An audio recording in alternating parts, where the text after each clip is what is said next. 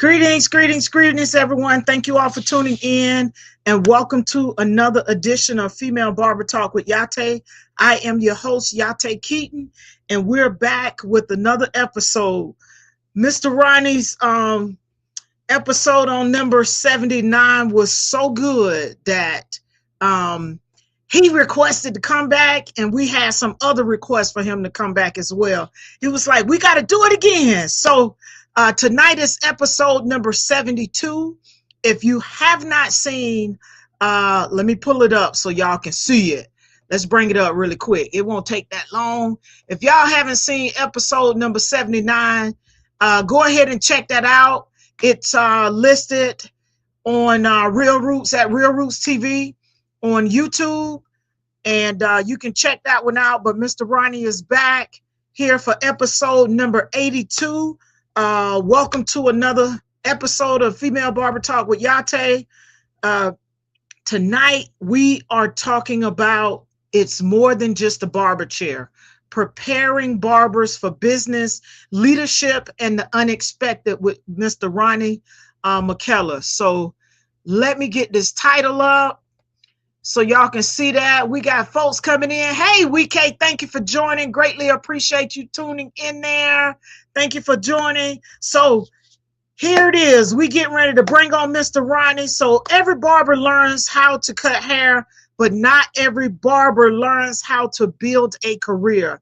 Tonight, we're welcoming back barber educator, military veteran, mentor, and industry leader, Mr. Ronnie McKellar. In his first appearance, we explored the remarkable journey from his military career to barbering education. So Mr. Ronnie was cutting a long time before he actually went into school. I don't know if many of you caught that on episode 79. Mr. Ronnie did a full military career, was cutting while he was in the military, and he retired. So he was cutting and, using them clippers and styling and doing all of that stuff way before he ever got trained. But in that, this time we're talking about the conversation even deeper. So we're going to touch on some of them things. I got a bunch of questions for him, y'all. And we're going to dive into preparing barbers for business leadership and the unexpected. So we'll discuss leadership opportunities, business management, financial preparedness. He touched on that a little bit last episode number 79. We're going to talk about health insurance and other insurances that you need, and why every barber should think like a business owner. And perhaps the biggest questions of all, if another pandemic happened tomorrow, would today's barber be ready? Because I know many of them went back to business as usual. They started out, all COVID ready after the fact, but a lot of them went back to business as usual. So if another pandemic happened tomorrow, would barbers, stylists, braiders, would we all be ready in this industry? So let's jump into episode number 82 with Mr. Ronnie McKellar. So let's welcome Mr. Ronnie to the stage. Welcome, Mr. McKellar. How you doing, Mr. Ronnie? I'm doing great tonight. I'm glad to be here with everybody. And as we discuss, this information is very vital to the barbering industry. That's going to help everybody. And it's long term, it's going to improve the industry as a whole. It's not just about me. It's all the barbers, all the hairstylists. I love this industry. I care about everybody in this industry, and everything that I've been through and everything that I can see and everything that I can visualize for the future, I want to share it with people through my past experiences and some of the things that I may see that other people don't see heretofore. That's all right. That's all right. Mr. Ronnie, I am so excited to have you back, because I've been able to glean from your mentorship, your leadership, just your professionalism, and all the various areas that you bring into the barbering from your military experience. And I'm military too, But my experience is a little bit different from yours, though we've been in the same we'll say same family. But I'm grateful that you've taken the time to come back, and like what I shared in our last episode with the audience, that you have so much wealth of knowledge, you know, in general, but more specifically about this industry, because you've been in it in many different facets and many different aspects. And I'm like, how can we capture this and we share this? So I'm grateful that you've made time in your busy schedule to come back and share some more information. We got folks jumping in. Hold on, we got another. We can't say welcome, Mr. McKellar. Yes, he's back. He's back, y'all. He's back. So in our first segment, so I'll just let the audience know, I got some questions for Mr. Ronnie. And we're going to delve pretty deep into this topic because, as he said, he's very passionate. He loves us in this industry, and he wants to share. He wants to give everything he got to it. So we have about 4 different segments, about 3 different questions in each of them. And then, as we always do, I call it fast fade round, where I throw some questions at Mr. Ronnie and he kind of tell us off the top of his head what he thinks. But for the first segment, we're talking about opportunity, favors, and preparation when leadership finds you. So, Mr. Ronnie, for our first question, one of the biggest turning points in your career came when you were promoted to assistant barbershop manager. You talked about this only after about 4 months. What do you believe people saw in you that led to that opportunity? What I believe that the manager seen in me was that I had integrity, I had character, yeah, I had knowledge, and I was consistent. I came to work on time. I presented myself in a professional manner. I never created a problem. I always more or less a problem solver. She seen that in me, and she took those values. I guess she sat down over a period of time and said, look, the shop workers in here, they respect Ronnie. They have no problem with him. I could walk up to them and ask them for help. They would give me help, and a few times she asked me to close the shop, and there was no problem there. So she's seen a lot of things and abilities, my judgment, and my initiative, and the values that I carried over from my military career. I brought them into the barbershop. And I think that's why oftentimes, I'm going to say oftentimes, individuals who know barbers who have prior military experience, they enjoy having them on their team and in the shop. And most of them do ascend to management positions and even ownership. Yet at the same time, it's like a unicorn in my opinion. When you got a barber that's prior military, you really have something there. Not saying that others can't be unique in their own right, but there's a certain discipline, there's a certain consistency, and like you talked about, integrity. And I'm not saying others don't have integrity in terms of operating and handling themselves, but there's just something unique about having someone who's been a military personnel. We got that training. It's a whole nother set of, I'm going to say, ingredients that come with an individual who, whether they're in barbering, they're styling, whatever it is, you know that there's something unique and different about them, for real. Yeah, so she saw that in you and said, let me go ahead and put him in management position. Let's go ahead and maximize these skills. And you did a lot of that in your military career too, right, Mr. Ronnie? Yes, I was a squad leader. I was a platoon sergeant. See? I was a maintenance sergeant. I was a maintenance inspector. So I took all these different values and standards that I learned in the military from being a young military soldier. I got to give a shout out to the 101st Airborne Division because that was my first duty station. Okay, My first leader, he was from the 82nd Airborne Division, which has higher standards, much higher standards than the 101st, I would say. So I used to follow this colonel around. He walked around with a starch uniform, spit shine boots. So I said, you know what? That's going to be me.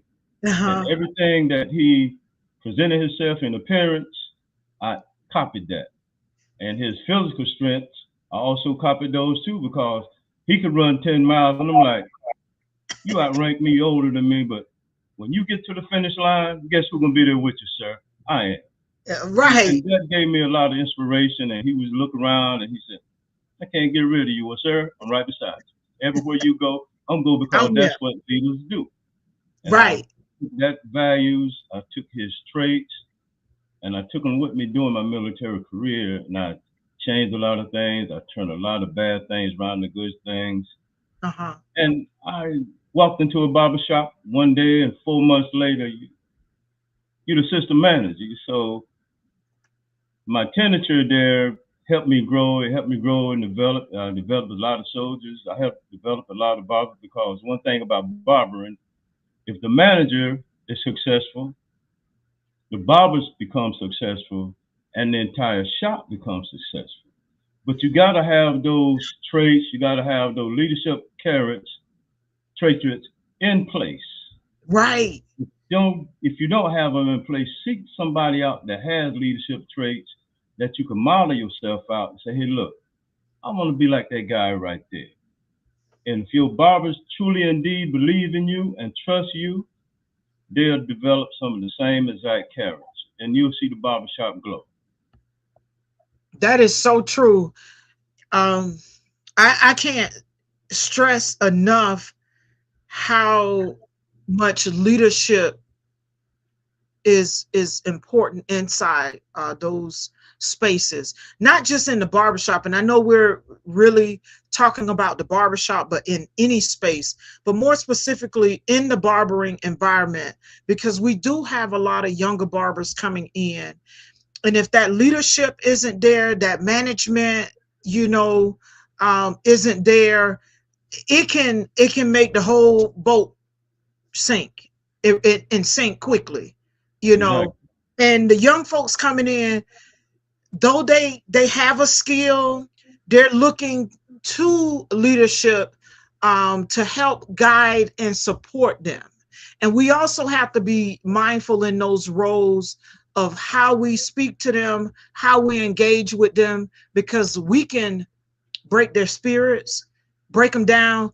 I've known young individuals who've gotten their license, and because of an experience in the barbershop, they've left the industry completely. Seen that happen. And that's disturbing. And that goes back to leadership. Exactly. It goes back to leadership. It does. And our next question, how did the experience change the way you view leadership, since we're talking about it, and professionalism? Because you touched on both of those, leadership and professionalism, and how you presented yourself. We know the military had a lot to do with it, but I like to say, I know oftentimes when people look at me and they think about how I, conduct myself and how my station was and how organized I was or am in the barbershop environment, they always attribute it to the military because they knew I've been in, or they know that I've been in the military. But that's part of my upbringing, to tell you the truth. When I went in the military, I kind of fit right in because of the upbringing I have. But to get back to that question, how did that experience change the way you view leadership and professionalism? I took my military leadership into the barbershop. First of all, I went in there and I was professional. I greeted people. I came to work on time. I came to work looking like a barber. We had to wear a uniform, black smocks, and we also had to wear an ID tag from AFES as part of our uniform. Our station had to be clean. Everything had to be sanitary. We had one manager. She would come in the barber shop at 7 o'clock. She was the AFES manager, and she would independently go by everybody's station, inspect your station, and write up all the discrepancies that she would find with your station. Ooh. So when I went in, I said, you know what? I'm not going to have this happen. I would go to the barber shop first, inspect everybody's barber station, make sure it was ready for inspection by her if she were to come in. And I would take everybody aside and say, look here, this is what we have to, not what I have to, this is what we have to do. I always start out with we because I was part of that scenario. So the leadership part of it, leadership is basically leading people in the right direction. Right. And leadership is also service towards other people without having selfless service about yourself and being selfish. So I took that and I built a cohesive unit around that. Everybody would come to work every morning, greet everybody, but there was no big eyes and no little U's. Right. We would greet people. It was yes, sir, yes, ma'am. Greet them at the door. Welcome to the barbershop. And we had decent communications. Our TV, you know, that was controlled. You can only have it on 2 channels. Right. Yeah. So a lot of people didn't understand that, but it kept a lot of the tensions down in the barbershop because that time we were going through the war in Iraq and everything. So I took my military leadership, I took it to the barbershop, and I set the standards a little higher. I told everybody, you know, here's the schedule. I took an unstructured place that just needed some tweaking, and I tweaked it. I gave out memorandums. I gave out disposition forms. I had a schedule for everything, and I followed up on it to make sure it was done. I taught them cash register discipline. So if one of my workers needed time off or needed some additional time to come to work, I would say, look, come to work when you have that time available, and you can leave. When I was the manager, if my barbers came to me and said, look, I need a little bit more time to work. So I said, well, I already got a check coming in. Right. I let that barber come to work early. I showed them how to open the shop, close the shop, and I would say, I'll see y'all tomorrow. And those people would go to the bat for me. I couldn't do anything wrong. So when I wanted something, I gave them something to get what I wanted. So we fed each other some goodness, and we all perspired and succeeded in the same method. When opportunity arrived to do something for them, I did it. Ron, we need this, we need that. They didn't have to ask for anything because I had a schedule of everything that I needed, everything I needed ordered. I had a system put in place that would work. I had one manager came in to inspect me. She said, I've never seen a file cabinet so organized. But see, I took the file cabinet organization chart and I developed a chart for a barbershop. Unheard of. So you took your military training and duplicated that into managing the barbershop. The first thing I want to say that's very important that you spoke on was greeting people. I saw it a lot in the barbershop. People come in, some folks act like they don't see them. You make eye contact, you speak, even if it's not your client, you greet them. Greetings, good morning, good afternoon, hello, how are you doing? I will hear, you trying to walk in? You want to get a haircut? What's up? What you trying to get? It's like they're coming into the establishment. It's obvious that they're in there for some type of service. You want to greet them. Know that, let them know that they're valued. Because look, without them, there's no us. Yeah, we don't exist. You also talked about professionalism. Y'all wore uniforms, whether it was smocks or a certain shirt or a name tag, you know? Yeah, I'm just like, you know, some spaces they come in, you know, and that's the way it is. They dress how they see fit, you know, sneakers, whatever. Yeah, it's just different. It's different how then I can't even, man. I can't, so much running through my head, Mr. Ronnie. I'm like, oh my goodness. This subject is so powerful because we're in the image business. People look to you to see if you clean shave or you got your hair done to see if you gonna do mine. You know what I mean? So it's Exactly. like that professionalism matter, communication, how you talk to people. And then you also talked a little bit about how you manage, supported your team. I listened. You said you was already getting taken care of, or being taken care of because of your service to the military. One of your teammates wanted to get some extra time. You sacrifice your time so that they could have time. Exactly. And not only that, you set up systems, put things in place. You saw that and I forget the title of the person, but the inspector who came in early, you was like, nah, I got to get in early so that I can help my team so that we don't get deemed for these things. And people actually look at that. I got a segment in my Think Like a Barber series that I'm talking about the cleanliness of the station. But nonetheless, that's down the line. But nonetheless, that's important because people look at that. Clients look at that. When they're sitting in those waiting areas, they're watching everything that goes on. Everything that goes on. They're seeing who clean. They're seeing who dirty, who nasty, who don't take the time to clean up, sweep up, or whatever. They're watching all of that stuff. And it's important. It can make or break whether they come back or not to you or go to the next person. Oh, no, exactly. I don't want to see them. I don't want to see them. So that's a lot that you shared. The biggest thing that which I've learned from you, the leadership. You took pride in that position.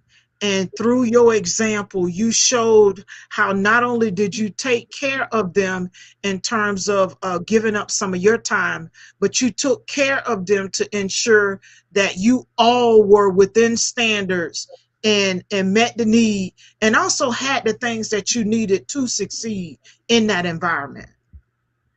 Well, one of the things I knew, I seen value in my coworkers. They supported me, so I couldn't do nothing but support them back. I gave them unwilling support. I taught them how to open the shop, close the shop. I didn't have to worry about any monetary shortages in the cash register because I could come to work the next morning and know that every penny would be there. Mm-hmm. And they knew I trusted them because if I didn't trust them, I wouldn't stay there till closing time and close the shop every night myself and make sure who's got a penny in their pocket. Right. That's why I taught them. Because I knew one day somebody else had to get promotion. One day I was going to leave. So right. What I was doing, basically, I was preparing the next person to succeed me. Right. And that's basically teamwork. And we have to work as a team, bond together and build together and reach and teach each other. And that's leadership. You want to prepare the next person to step into your role or step into the role. But there's so much ego in this environment too is not funny. We can say it's being personal and building rapport, and that's exactly what you did. You supported them, showed them, because I'm going to tell you, Mr. Ronnie, I've been in spaces where closing and they just want to throw you in the position and not having properly trained you. And I know when you're dealing with money and the security, securing those closing duties, you can't rely on hearsay of somebody else. No, you can't. I had a conversation and I said, until someone in management position has trained me properly, I will not close the register. Yes, it's simple. I can see what they were doing, but the individuals who were sharing the information, and I can tell one said this, another said that. Not only were we doing that, you were taking the money to the bank, you were securing the building, you were counting the till, all of that. Yes, indeed. So if someone that's not teaching me, who's vested in the process, I'm not going to get what I need. So I stood on principles and said, until you all, now I close with them, but I'm not going to handle the closing down of the register. Exactly. Because I have not been trained properly. I don't care how simple it is. Yes, I can count. And yes, I know I can look at it and see how it's supposed to be done, but you still got to be trained. Exactly. Somebody has to account for every penny. Accountability, standard operating procedures. So it is very important that those things take place. So with my third question, many professionals wait for opportunities instead of preparing for them. What advice would you give someone who wants to position themselves for leadership? You've talked about preparing your team and those around you for leadership, but if they weren't under your tutelage, how would you instruct them to position themselves for leadership? With this last question that I asked. With that question, I would have to say you would have to become self-taught or self-learner. You would have to pick up leadership books. I don't care if you buy them from the thrift store or Barnes and Nobles. And you take those leadership books and you take notes. Mm-hmm. You take the notes that align with your capabilities, with your characters and your traits. Mm-hmm. And you develop those leaderships and you say, okay, day one, I'm going to change my appearance. I don't have to make a total change that day, but I need to change something. Do I shine my shoes? Do I put on a different pair of shoes? Do I transition from comfortable tennis shoes to a pair of comfortable shoes? That's more business-like. So right. That's one transition you can make. The next one will be your bearing. How do I greet people? You change that on day two. And you make little small increments and you prepare yourself for that position. You don't really have to tell nobody you're doing that. You're doing this behind your own closed doors. So when that day arrives, you're ready to step up to the plate. Right. So a minister told me one time, he said, brother, when you're writing your sermon, you don't share it with your classmates. Because when it comes time for you to do your sermon, you might hear your sermon. So some information you can share with people, but when you prepare yourself to step up, or you see an opportunity that may arise for you, you need to prepare yourself for it. Sometimes it may take some self-study. And that's what you must do to rise above everybody else. You know, they say the cream rise to the top. To the top, yeah. You got to be that cream, you got to rise to the top. But if nobody's doing that for you, you got to have enough initiative to do it for yourself. So right now with this transition I'm making from barbering to becoming a firearms instructor, a lot of things I self-study. I tweak everything that I study. I go to the firearm range and I retry it. If it works, it works. If it don't, you know me, I got to fix it. You got to fix it. I'm in the learning mode, but I'm not going to let anybody know that, because one time I worked in a job and the supervisor said, you know what? You got more experience than your supervisor. I said, huh? He said, but don't worry about it. Because payday, your check will be bigger than hers. So I worked for her. I supported her. We just kept that, you know. You kept it to yourself. Kept it to ourselves. And we still had a cohesive working team. Right. Ronnie is gone. Okay, I got it. Don't worry about it. I got it. So yeah, I would tell a lot of my leaders, sir, you don't have to do this. All you got to do is sit in that chair, read this, sign the paper. I got it already done for you. So I took their job in my hand and I did their job too. So it made my job easy. So if he didn't understand something, I'm going to prepare you for this briefing, sir. Just sit down, give me 20 minutes. I'll be back with you and I'll tell you what to say, how to brief the commander general or the battalion commander, so that way you keep yourself out of trouble and you also keep me out of trouble at the same time too. So let's do it, sir. That's all right there. That's what it's all about. You said self-study. So in preparing yourself for the next position, like you are with this, the firearms training, as you're preparing to phase out, even though you said last time you preparing for retirement, I don't think you're gonna ever retire. I think you're gonna slow down just a little bit, but you're gonna always find something to do, and I think that's just part of who you are and your leadership. You're finding other ways to continue to give. In that, you shared that self-study, you read, you still read. Yes, and indeed. That's another way for you to enhance your skills. Whether it's I do a combination of reading and listening to audiobooks, because there's something about hearing it and following along. And I learned this from my mom when we were little. I don't know if your parents had you do this too, Mr. Ronnie. My mom would make us stand up and read. And it was something about projecting, and she would have us hold whatever book it was and read aloud. Right. And read. And another thing she would have us do is, if we couldn't pronounce a word or didn't know what a word meant that we came across, she would tell us to look it up.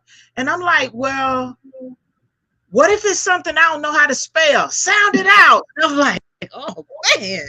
And so you sounding it out, trying to go through the dictionary to look at stuff. Some folks don't know about that now, because they can say Google, Siri, and there you have it. But that's very important. If you want to ascend or excel at the next level, you got to put the time in. You got to, like Mr. Ronnie says, self-study. And you got to test it.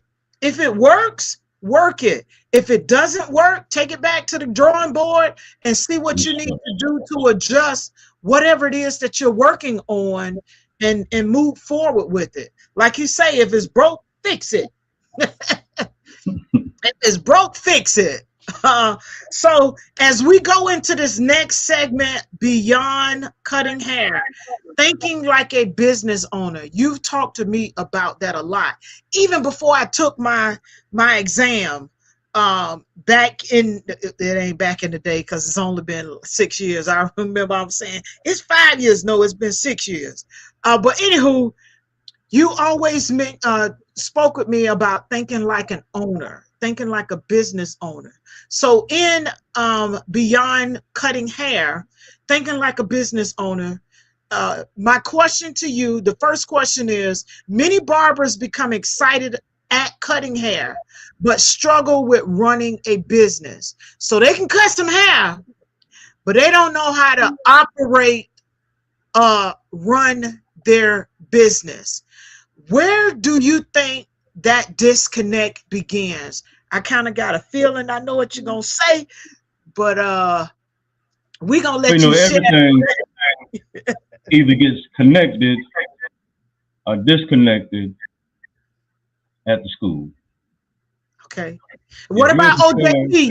Because we got some folks that do OJT and some do school. So please include those both perspectives, because some do OJT, some do school.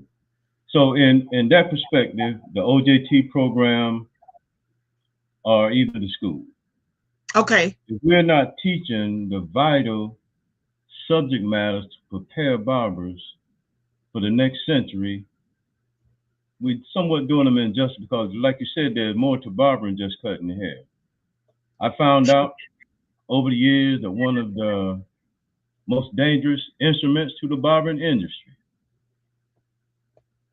is a calculator. Ooh, ooh, ooh. Not a firearm, anything else of that nature that'll cause harm. And I say that the reason, because on a calculator, you have some very dangerous symbols on the calculator. That decimal, point. Very dangerous. Yeah. The percent sign, ultimately dangerous. So if we're not learning basic math, fractions, percentage, and decimals, that's your first disconnection right there, is the educational part of it. Some of the things barbers are not taught in school. We passed the 8th grade. I think now they can take themselves out of math, I think. I'm not sure.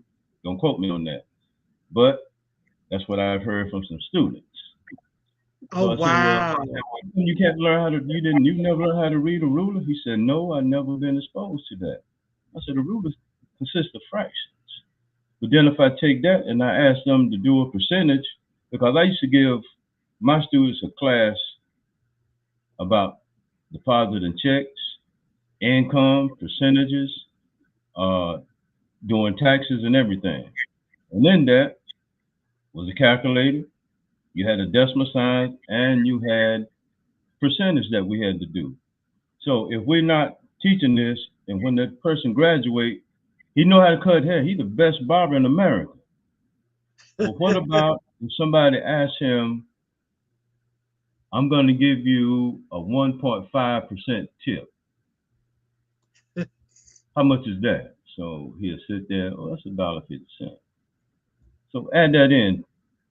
So if he can't figure that out, he just say, oh, forget it, give another excuse. We got to get back to the basics of things. It's not hard to do, but it lets us know that we don't know all that we should know. We have great technical skills.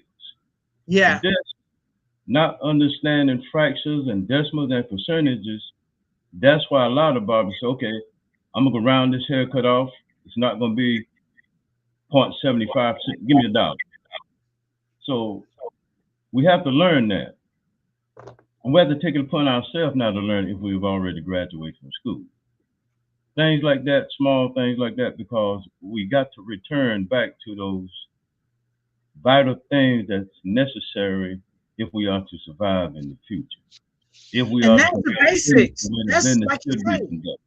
the basic fundamentals. Basic fundamentals. A Yeah. bank tell you, I'm going to give you $100,000 loan on 3.5%. We need to be able to sit there and, okay, I'm going to take some paper. I'm going to figure out the percentage on this loan. We just signed the paper and say, okay. Okay, I got the money. I got the money. I got the money. But somewhere in that contract it says this percentage may go up or it may go down. But if we don't understand the language in the contract of the loan, we'll just sign our life away. Right. And with that comes building business, knowing business, and understanding the financial business market the way that we should. We got away from that. And that's what I instill on a lot of people. Like I had some barbers one time, we had a union, and the owner offered us 50 cents extra per head that we cut per day, versus it was something else that he also gave us. But anyway, they turned it down. I'm like, did anybody calculate you cutting almost 40 heads a day times 50? How much money is that?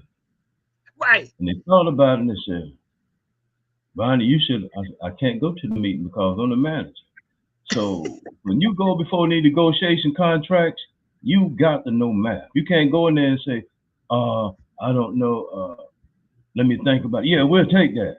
You may be shortchanging yourself. You may be leaving money on the table. Right. So it's imperative that we learn business finance, how to handle our dollars, how to analyze insurance policies, health insurance, life insurance, all that. It's essential that we know that, and it's essential because we have that.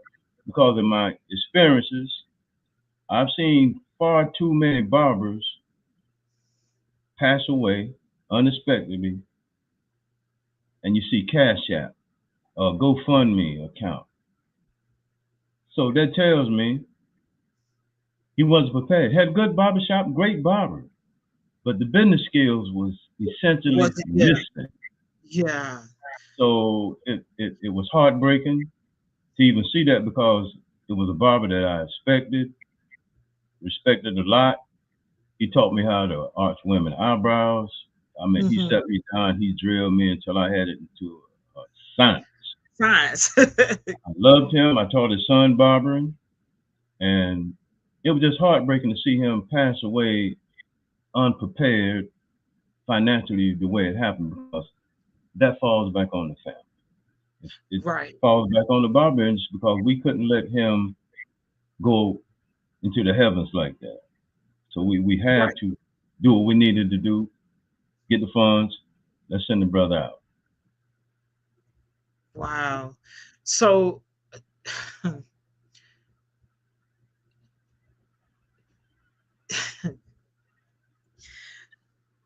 we're teaching skill in terms of the technical aspect of the career. Though some of the business stuff is in there, it seems like the students aren't really being prepared for that coming out, unless there's somebody like you and I who've had some life behind us. I'm just going to say some life experiences behind us. And now we're coming into this industry and we're able to take those things. Whereas young people who are getting the trade early on, you know, in high school, and they're coming into the industry late teens or even early 20s, if they don't take it as a vocation and then decide that they want to go back and get it shortly after they've you know, completed high school, unless their parents have trained them or have taught them or own a business and they've worked alongside their parents in the business, they don't get it. They don't get it. But they can run circles around you with social media and stuff like that. But even that's a smidget of how to operate and run a business and be professional with that business. Exactly. That leads me into the next question. You've mentioned concerns about barbers not having, this was in the last one, Social Security accounts or proper health insurance. Why do you believe these conversations aren't happening enough in our industry? I know it's not being discussed in the curriculum or as part of the information in school, or even on OJ, you know, in OJT. So why do you believe these conversations aren't happening enough in our industry? Well, I think it's not happening because, first of all, it's a pain point question. Yeah. It's a pain point question. And most of our businesses, I had this discussion with a guy the other day. We're doing hand to cash transactions. Yeah. And 9 times out of 10, that hand to cash transaction, you on the way home, I need to go by the store. I need this from the store. I want that from the store. You see, that money that's being transformed from the client to the barber is not going to the bank. It's not being funded with the essential things that you need for survivability. So that money gets redirected somewhere else instead of having a plan for that money for an unexpected problem that may occur during that year, during the month on down. You don't have a reserved account set up. So this financial circus starts in the barbershop. That financial circle stops and get intervened at many places on the way home. Gotcha. So if we don't have a plan set up to diversify that fund that we earned that day, we lose part of it. We lose a big part of it because of our lack of planning and our lack of seeing the future. Because if we have a family, we got to think long term. We're not going to be here forever. And if you are, and I've had this happen, I had a barber told me one day, he said, man, I'm getting ready to retire. I said, how old are you, brother? He said, I'm 67. I said, yeah, man. I said, yeah, I'm still gonna cut hair a while. He said, my problem is my daughter's husband put me out the house. And I'm like, brother, you've been cutting hair all these years and you living with your daughter and her husband? You know what I said? I got a little disheartened, but I said, you didn't live in this house. The house is for the husband and the wife. Now, if you had a sickness or illness, I'd have felt some compassion for you. But you've been working all these years, didn't set up 1 ounce of Social Security or any reserve money to fall back on. Now that he have a place that he could call his own. And that hurt me. And that's why I still think about it today, because in the back of my mind, I still seen this barber that worked behind the chair all these years, but he didn't prepare himself for the future. Wow. Think about the future after we leave from behind this barbering chair, because this barbering chair, believe me, causes a lot of problems. If you stay in the hair all day, yeah, and a lot of times we don't use vacuums in the barber shops. Their hair has to go somewhere. You inhaling a small amount of hair. You pumping the chair up and down all day. You around chemicals, so all this stuff takes a part on certain parts of your body. Yeah. It breaks them down. Even myself, I've been diagnosed with, I forgot what the nurse told me. She said, anyway, looking down so long has caused my eyelid to come away from my eyeball. Because you look, yeah. Don't worry about it. She said, you look like you. I said, I am worried. She said, don't worry about it. If you got a job that calls you to look down, it's going to happen to you. And I asked her, was it preventive? She said, no, the only thing you can do is keep your eyelids lubricated. So I stressed that with a lot of barbers cutting hair, got one leg in the east and one leg in the west. So you got to understand, male barbers, you have a groin area. And if you slip, you're going to pull a groin muscle. So where's your short-term insurance going to come from while you behind that chair, you get injured? Many of them don't have proper insurance, a professional liability insurance, or what is it? Healthcare. Yeah. Many of them don't, and these are things that aren't. It's part of the business structure, but isn't talked about or conversations are had. And oftentimes, when we get into that environment, folks look at you like you're crazy, like you all counting their money in their pockets. You're merely trying to share the information to help them, right? To put them in a position where when they become a little more seasoned like us, they have these things in place if they don't put them in place in the beginning. You talked about shoes coming in. I got shoes and inserts that I wear, mainly is because of, my time in the military. Right. And at the same time, I'm looking like, man, they're going to have some hurting feet. Exactly. We see these things. Right. In the next couple of years in the mats, I noticed that oftentimes those fatigue mats don't get changed out a lot. They get swapped around within the barbershop, but they don't get replaced. Exactly. Like they should. Yeah, you know what I'm saying? Just things like that. It's like, yeah. Let me ask you this question. Yeah. How many barbershops or beauty salons have you ever seen that has a ventilation system that takes fresh air out and put fresh air in the shop? None. Absolutely none of them. So those are the type of absolutely none that we should have. It's pain pointing because at the end of the day, that set aside money reduces the money we take home.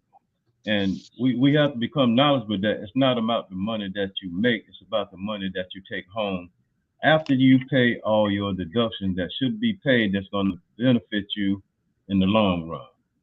Right. Because without it, you're gonna suffer. Right. You're gonna struggle, because if we look around,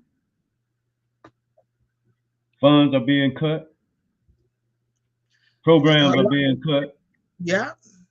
We're losing health care, medical care. So all this stuff is being lost and tossed around. You will have to learn to prepare yourself for it, because the government is not going to do it for you too much more longer. So it's essential that we have to have these pain point situations, these pain to come into our life to show it. But we got to take a different direction that we travel. Right, right. Travel north, south, east, or west, no matter which direction we travel, we have to prepare ourselves mentally and spiritually and financially for the future. Right. That means sacrifice. The things that I want, not necessarily the things that I need. So I may need this, so I'm going to set aside some money and say, no, I don't really need that right now. So we got to have strategy. We got to have sit down. We got to develop these roadmaps of survival. And I read a book by a general. He was one of the generals that was down during Katrina, General Arnold. Brilliant. So I learned a lot from him by reading his book, because I'm a self-reader. I'm self-taught, a lot of self-education. One of my friends called me a kitchen chemist. So a kitchen chemist. Yeah, like the kitchen, what they say, a kitchen beautician. I was experimenting around with some beauty products one time, some natural beauty care hair products. And he said, man, you ought to manufacture this stuff. He said, I put the oil and that lotion on my hands, and my rough hands now, they feel like silk. So I said, I didn't have time for it because I was dipping and dabbing and too much other stuff. But right, too much other stuff. Yeah, and it was all a learning process for me, because if I can create something that's going to increase my finances, I'm going to create it. Right. And at the same time, I'm going to bring people in with me and say, hey, I got this, let's do this, let's do this. But if I have to do all the work, I'm like, let's just shut this idea down, around and move forward with something that's different. And right, you can't do it all by yourself. That's up from having an initiative to prepare not only yourself, but to prepare your families and your loved ones for that day. And right, we got to prepare ourselves for that day.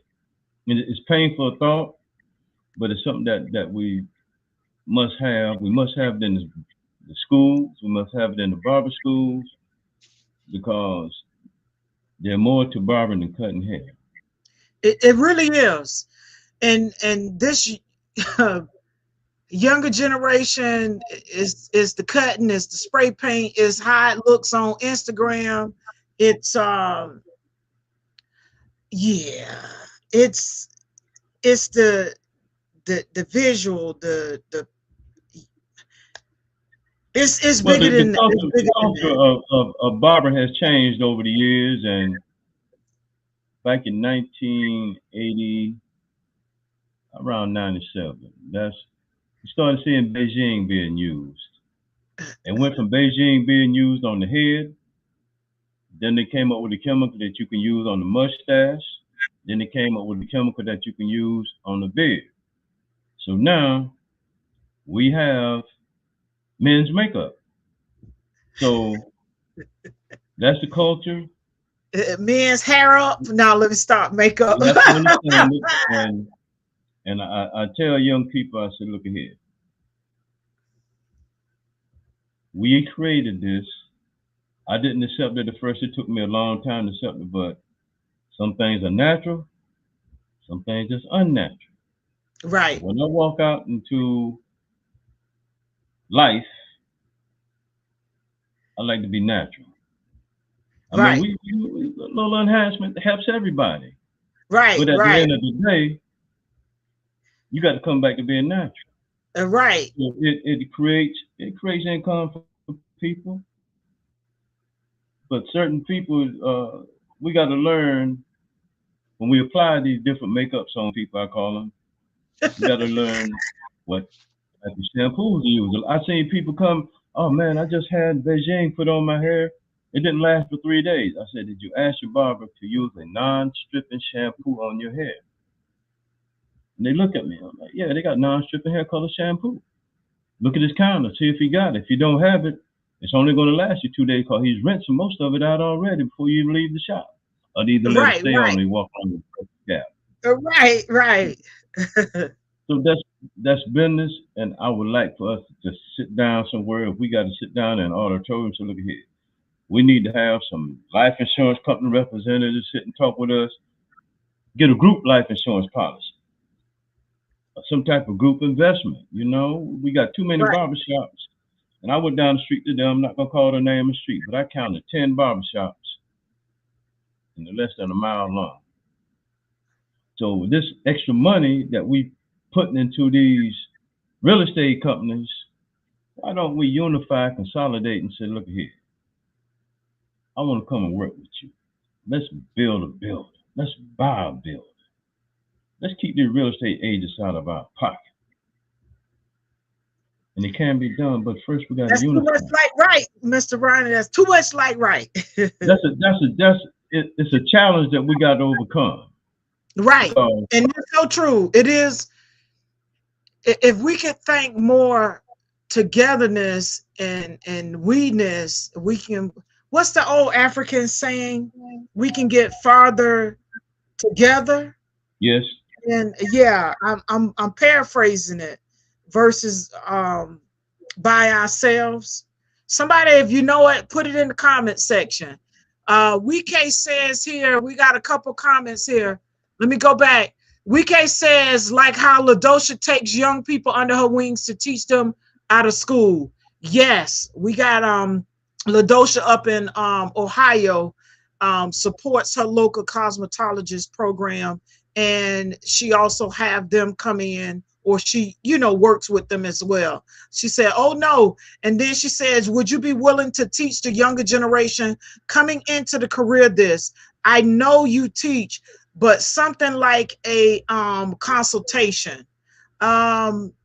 Maybe she'll come back and expound on that, because I'm just not looking at the comment, so I probably missed where she was making this comment during our conversation. But with the next question, you kind of touched on this about like a business survival kit, a checklist. If you were creating a business survival checklist for every new barber, what 5 things would absolutely need to be in it? So y'all take notes. What 5 things, Ronnie? And I'm gonna say, kind of look. I know you're looking at your camera. Look more. Yeah. Kind of center yourself a little bit. There you go. A little bit more in the center. Move to your right. Yeah, there you go. Because I want to make sure that everybody see you on the wide screen as well. Yeah. Because I can see you looking over at that camera to the other way. But you're good. You can sit back a little bit. Y'all, give Mr. Ronnie a hand, because Mr. Ronnie got his video, his mic going this time. And we tested everything out. Thank you so much, Mr. Ronnie. But I'm glad to be here. Yeah, WK says teaching about getting, she said teaching about getting insurance, saving for the future, retirement. Yeah. So that's what she was saying. Would you be willing to teach the younger generation coming into the career this? And I knew you teach, but something like a consultation. So I guess that's what she was referring to. So in that, a business survival kit, what 5 things would absolutely need to be in it if you was given creating a business survival kit for our new barbers? And I'm gonna say braiders and stylists. So that's everybody in the beauty industry. What would be 5 things that would need to be in the survival kit that you would create? First and foremost, I would have some type of method set aside to interview barbers that I hire, just renting a booth. There has to be some way that you can come to a conclusion of, should I hire this individual or should I pass this individual by? Because everybody don't fit everybody's barbershop. So basically an interview. So method for hiring, some type of interview process. Interview process. Okay. Next, after that, I would have them to make sure that they are properly insured, life insurance policy, health insurance policy, checking account, banking account, with a savings account Okay. attached to it. And if they, So number two, I'm typing it in as you speak. Number two, okay, you said checking account, life bank account, insurance. business checking account, yes, Okay, let me go. Business checking account. yeah. Okay. All this stuff is set aside different from your personal information that you have, accounts that you have. So we're not going to connect the two together.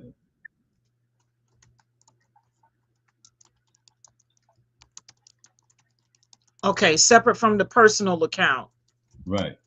And then you mentioned life insurance.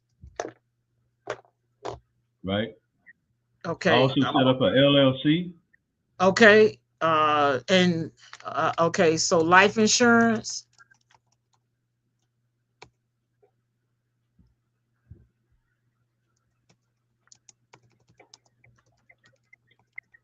Life insurance. And I want to let y'all young folks know, in order to open a business account, you're going to need your articles of incorporation from the state, whatever state you incorporate your business, LLC. I'm putting LLC. You're going to need your articles of incorporation for your business, whatever state you're in. You'll have to get with that state to incorporate your business. You'll need the articles of incorporation and your EIN number in order to open up a business account with your local bank. And choose whatever bank you decide. Some like credit unions over regular banks. It's just up to you. Do your research. That's all I'm gonna say. Do your research and pick a banking facility that supports your vision and the future growth of your business. But in order to open a bank account, you are going to need the articles of incorporation, and you're going to need an EIN number to open a business checking account. Yeah. So we know that for sure. Exactly. I'm sorry, And also now, go ahead. I'm beginning to learn about starting trust firms. Oh, yeah. That's what a lot of communities are not being informed about. It's like a big hidden secret. There's not enough people teaching people about starting a trust fund. I'm getting into that. I'm learning about that now as we speak. The guy that I had on, John Bowers, I'm hoping to get him back on to talk about some more. But if you haven't caught that episode number 78, John Bowers talks about some of these things. And also there's a difference between burial insurance, which is often, this is what he shared with us, and I'm paraphrasing. Oftentimes we're taught about or only know about burial insurance. That's not wealth building. No. So there are other insurances that support wealth building, IULs, and there's some other stuff that he discussed. But nonetheless, yes, trust funds is another thing that I'm looking into as well. So there's a lot of stuff out there that we're unaware of or unfamiliar with that can help us in setting up our businesses, having the resources we need to run our businesses and support our businesses, along with various lines of credit too. So, Mr. Ronnie, you said number one, a mentor, a method for hiring, interview process, and two, having a business checking account separate from, and I put you personal account. It should be your personal account. So you need a business account separate from your personal account. Exactly. And in order to open a business account, you're going to need your articles of incorporation from whatever state that you're opening your business in, and your EIN number. You can do those things at minimum cost on your own to help you set it up, but you need those two things in order to establish a business checking account. And like Mr. Ronnie said, you want to have it separate from your personal account. He also discussed life insurance, and there's a difference between wealth building life insurance and burial insurance. And then having an LLC, and if you're at a place where you're making or exceeding a certain amount, you want to think about an S corp and so on and so forth. Do your research. I'm not a business advisor. I'm speaking from experience and some things that I know because I've done some of these things, and so is Mr. Ronnie as well.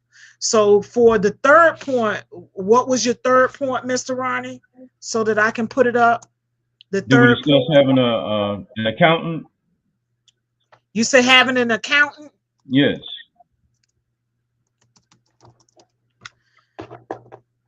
Having an accountant. I have I'm gonna share it. I have a book. I have a bookkeeper, but Miss Wilma has been doing bookkeeping, taxes, payroll.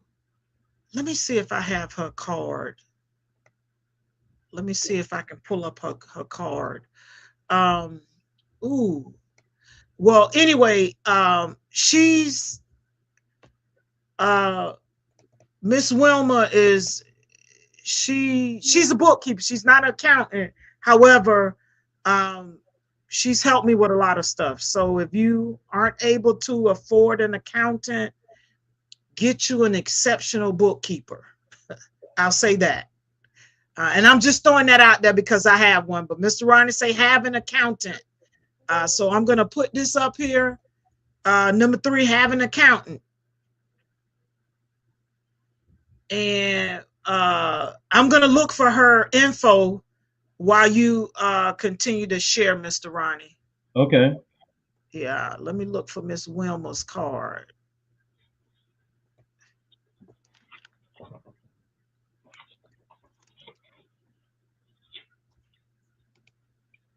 Yeah. And along with that, these other necessities we have, we need to start having some type of retirement investment plan. So that's number 4, retirement investment plan. Yes.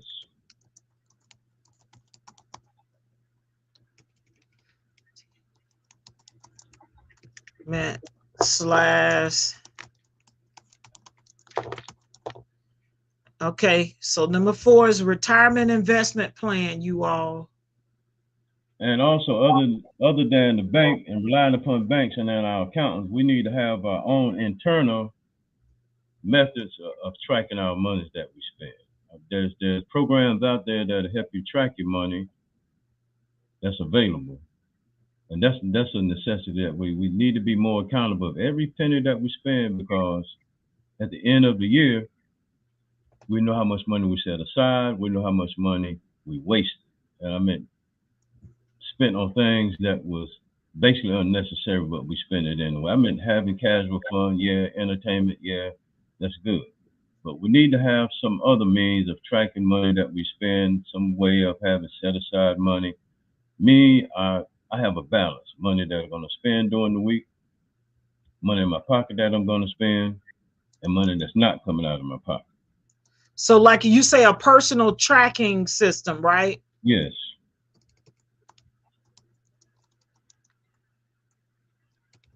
I'm going to put 4 funds. Right. Okay, got it. Now, the reason I say this is you can cut hair for 6 months,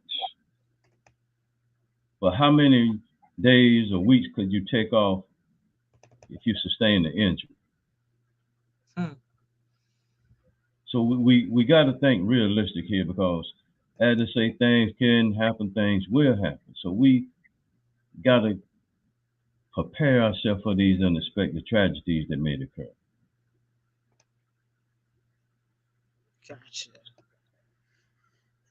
So I've added them in.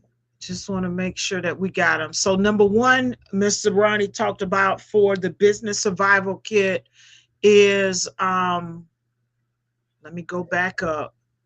Number one, method for hiring or interview process. Number two, he talked about business checking account separate from your personal account.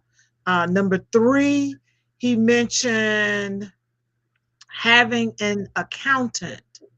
And I shared, if you aren't able to afford an accountant, get you a good bookkeeper.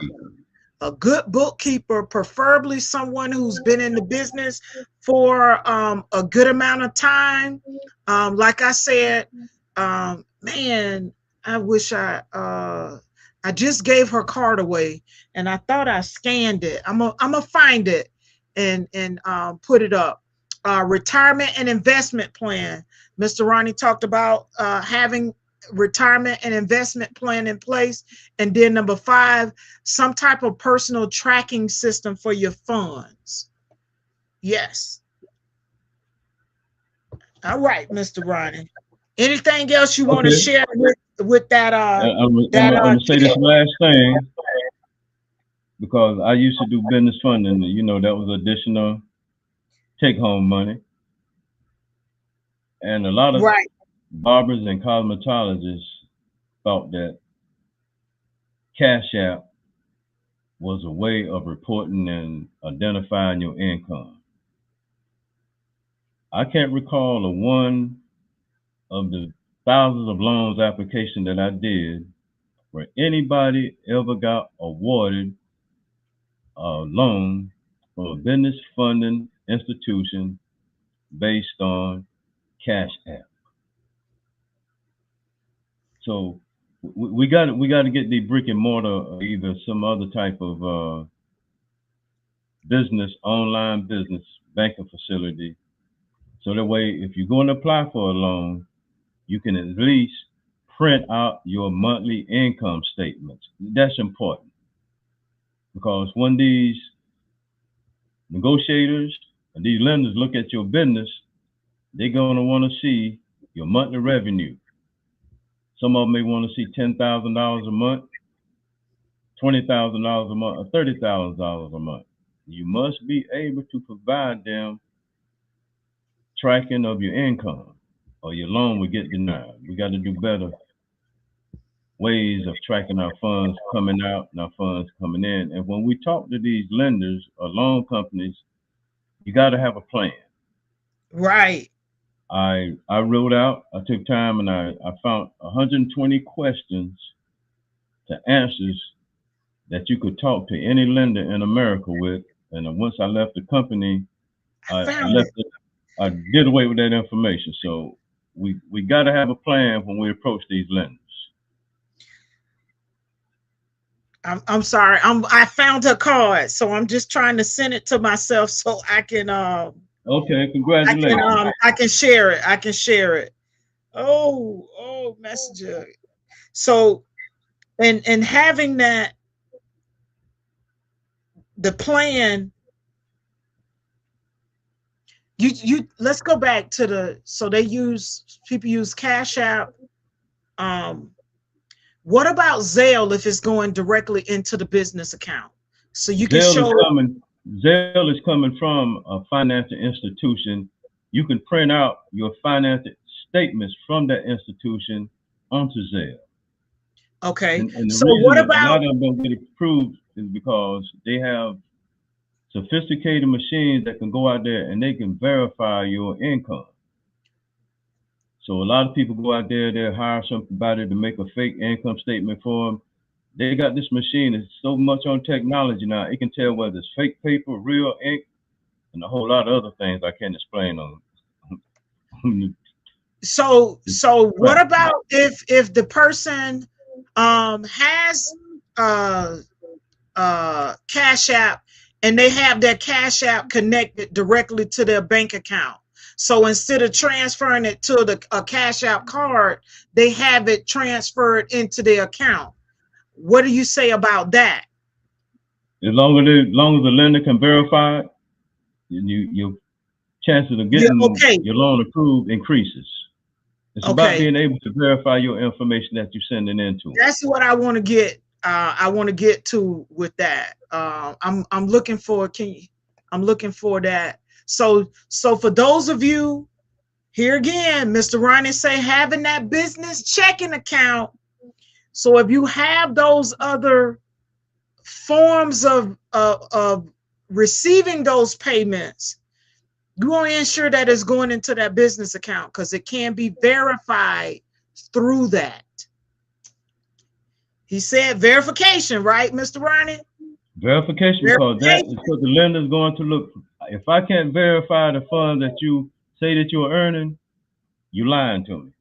So right. To be able to be upfront with them, be honest with them, because every time you go into apply for any type of loan, you will see that your business credit score will start to decrease.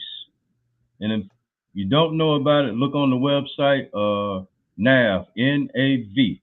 It'll show you how to set up your business for business loans and business funding. Okay, so look at, she said, look, I'm gonna type that in. Look at the website.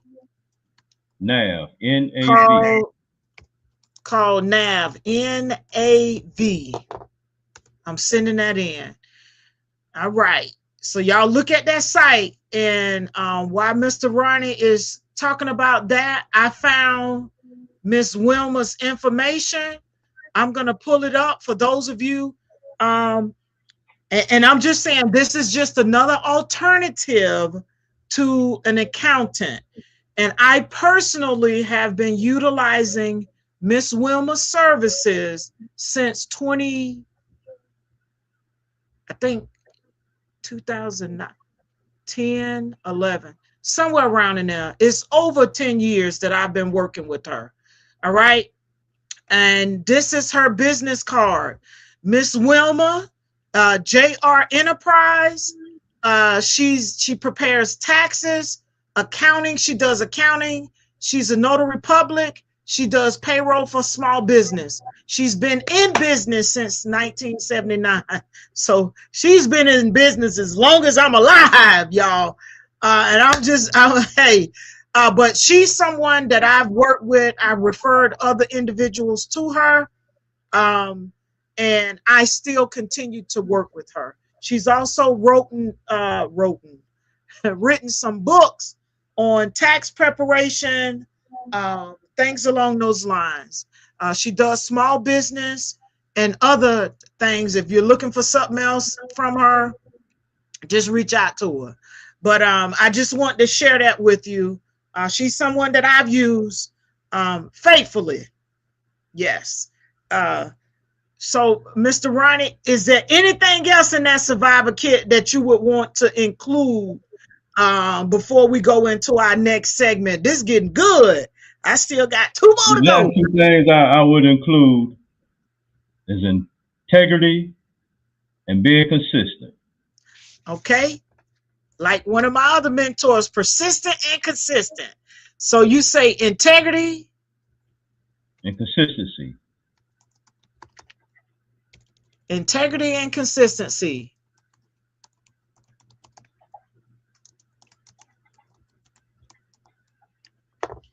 All right. Okay, so for the next part, we're getting into preparing for the unexpected. Could the industry survive another pandemic? My first question with that is, one of the most thought-provoking questions you submitted was, how prepared is the barbering industry if another pandemic occurred next month?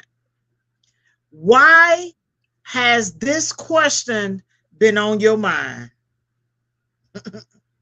Here again, this is another pain point question that we don't want to really think about. Over my travels across the United States, I've seen people that's prepared for a lot of tragedies. We're not prepared because, just like I said, we don't have a plan in place. We're not taught emergency preparedness the way, or financial preparedness the way we should be. It's a discussion that's not talked about in the barbershops. We talk about more about immediate income, how much I made today, and tomorrow just isn't talked about. It's not discussed. Other things overshadow the important things that we need to be talking about. A lot of barbers, like you said, after COVID was over, went back to doing business as usual. Business as usual. So how would I best prepare myself? First of all, I gotta set goals. I gotta set plans, financial plans. Yeah. I gotta set household plans. Basically, I gotta change my way of living and devote myself to preparing myself for the future.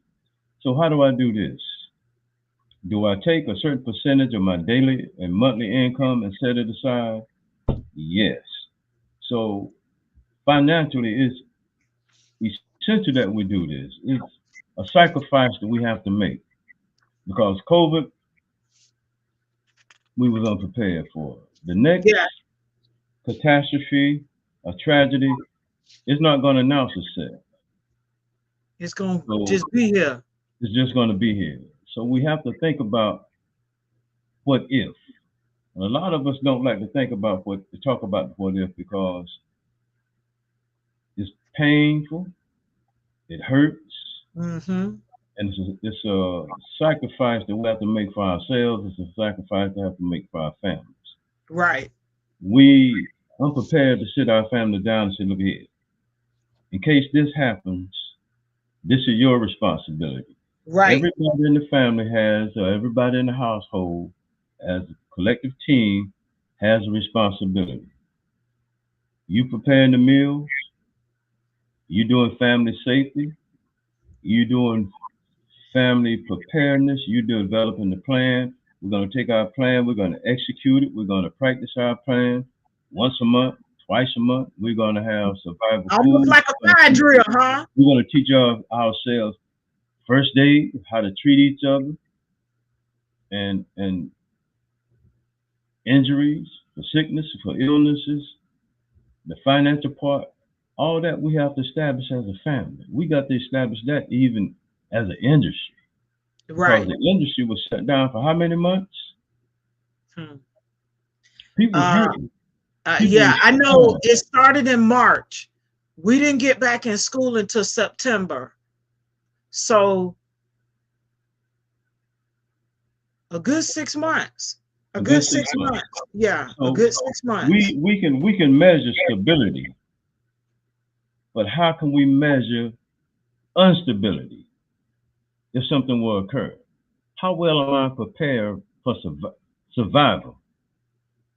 Because a lot of us couldn't survive. I've seen barbers that were cutting hair even when the government said shut down, they would get reported to the state board by somebody in their neighborhood cutting hair while it should be closed. People was trying to meet their basic needs. Right, right. And when I seen that, it hurt me because I said, man, these people, they're hurting. Barbers they couldn't have been barbers, but they were people cutting hair on the front porch. People putting papers up to the windows, trying to keep people from looking in the barbershops. They're still trying to risk their life. Still trying to risk, put food on the table. Yeah. So we got to be prepared to do that because COVID had me scared. When anytime that a bacteria or a virus can take you out and you can't defend yourself against it, that means it's serious. We should learn a lot about situation preparedness, situation awareness during that period, but it seemed like the industry as a whole, we didn't learn a lot. A lot of people went out after it was over, partied, had a good time, and went back doing the usual. But we have to put focus on things that we can't control and our occurrences that we can't control. We got to devote more time and have these conversations as a whole, either as an individual, even have them collectively. Hey, how do we do this? How do we do that? It goes back to being unified and being more knowledgeable as a collective unit, and do more teamwork and have discussions about it. Yeah. Because what made me think about this was in Louisiana, buses drowned, school buses that will hold 55 people. So how come the mayor of Louisiana couldn't say, of New Orleans couldn't say, well, look here, if you can drive a vehicle, a car, I want you to put 55 people out of here and get them out of here. Right. Easily done. Well, the barbers, we got to think that same way. What if something happens? What route, what mode should we, what is our plan? And we have to start developing those plans ASAP, as soon as possible, because we never know what's going to happen tomorrow. Like the same thing that happened in North Carolina a few years ago with the flooding and everything. Those barbers up there wasn't prepared for that. Nobody was prepared for it, but at least you got to have some type of backup method to say, okay, it's having a tornado here in South Carolina. It's not going to hit Pennsylvania, New York, or New Jersey. So what am I going to do? I'm going to one of those 3 states. So, but how many people can say they can afford to do that? Right. It's something we got to think about. How can I put myself in a position to possibly survive this pandemic or this next eruption? Relocated need. If a relocated need. Yeah. So that goes back to the financial planning. Exactly. Like we had to have a contingency plan in place and operating procedures for those contingency plans based on what the scenario was. Exactly. So same, in essence, kind of military mindset of military thinking.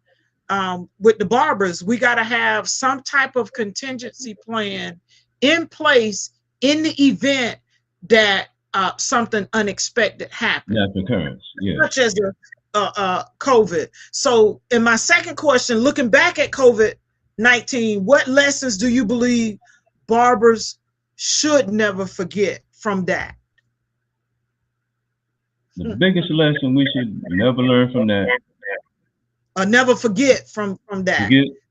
Never forget from that. To feed our families and support our families. We was at loss. We didn't know which direction to go, who to go to, because things were shut down. Supplies were limited. Supplies was rationed. If people couldn't come in, some states couldn't come out. So we have to, like you said, we have to sit aside and sit down and develop a family contingency plan, even as far as how many meals in advance, how many canned goods or dry goods are we going to store at home? Beans.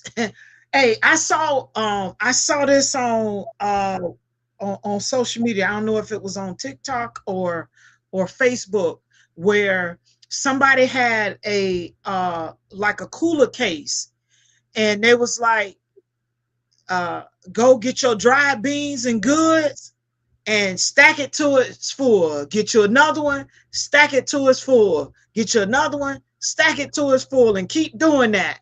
And I was like, wow, because you never know.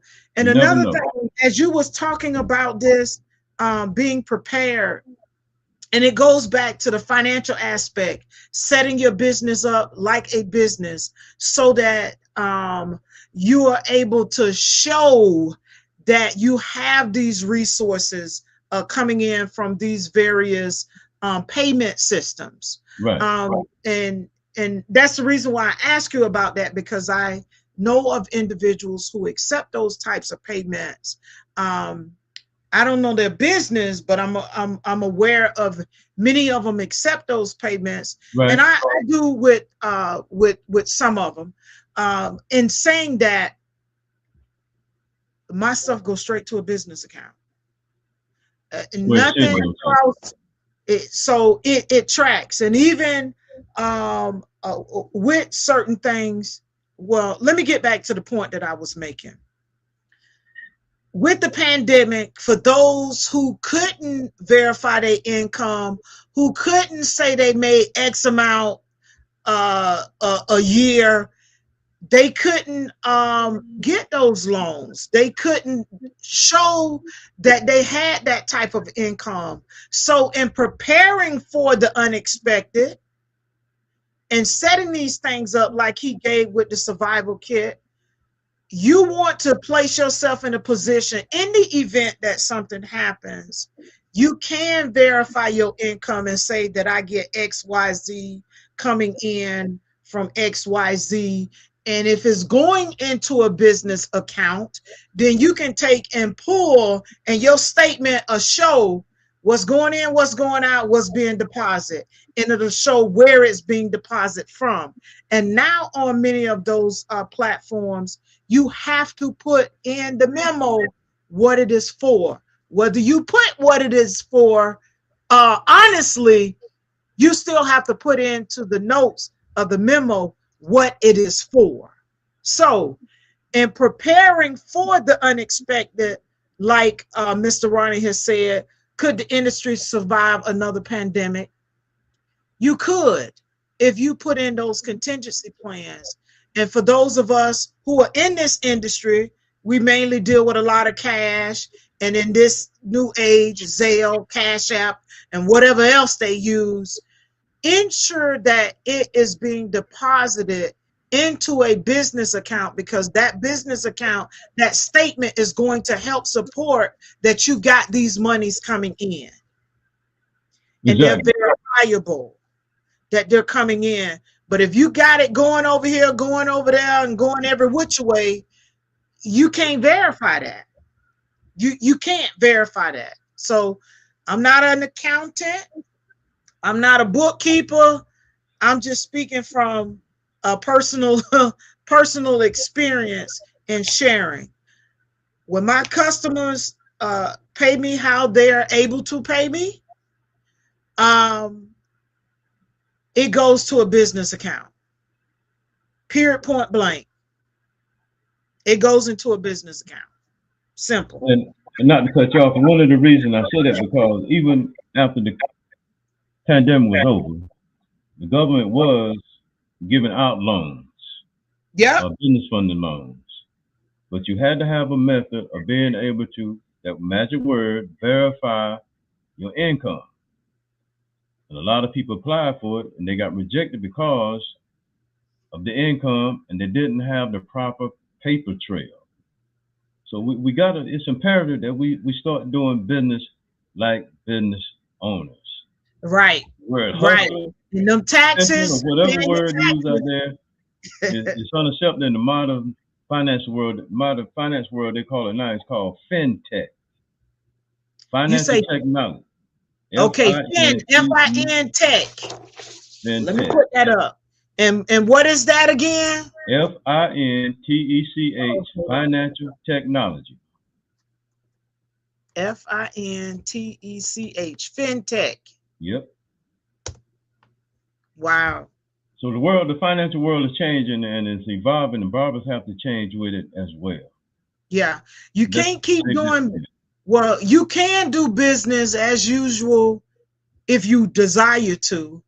But in order to keep up with the market and today's time and new ways of doing business, you'll just have to decide whether you want to stay in this box over here or you want to expand your business to where you can maximize these various opportunities.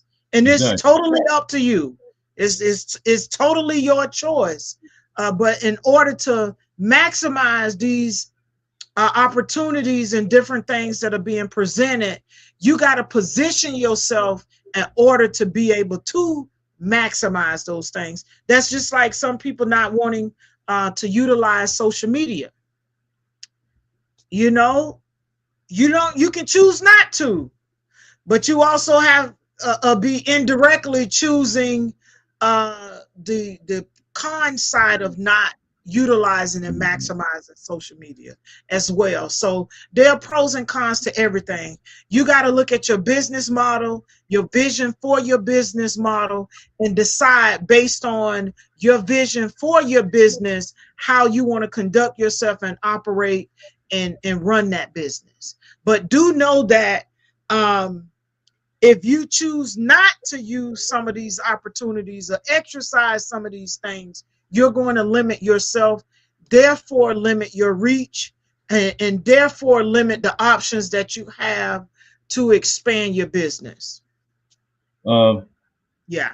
This may seem a little simple, but you can take a plan, 1 to 20 steps, and check your plan and see which ones you have that suits your family or your needs or whatever the case may be.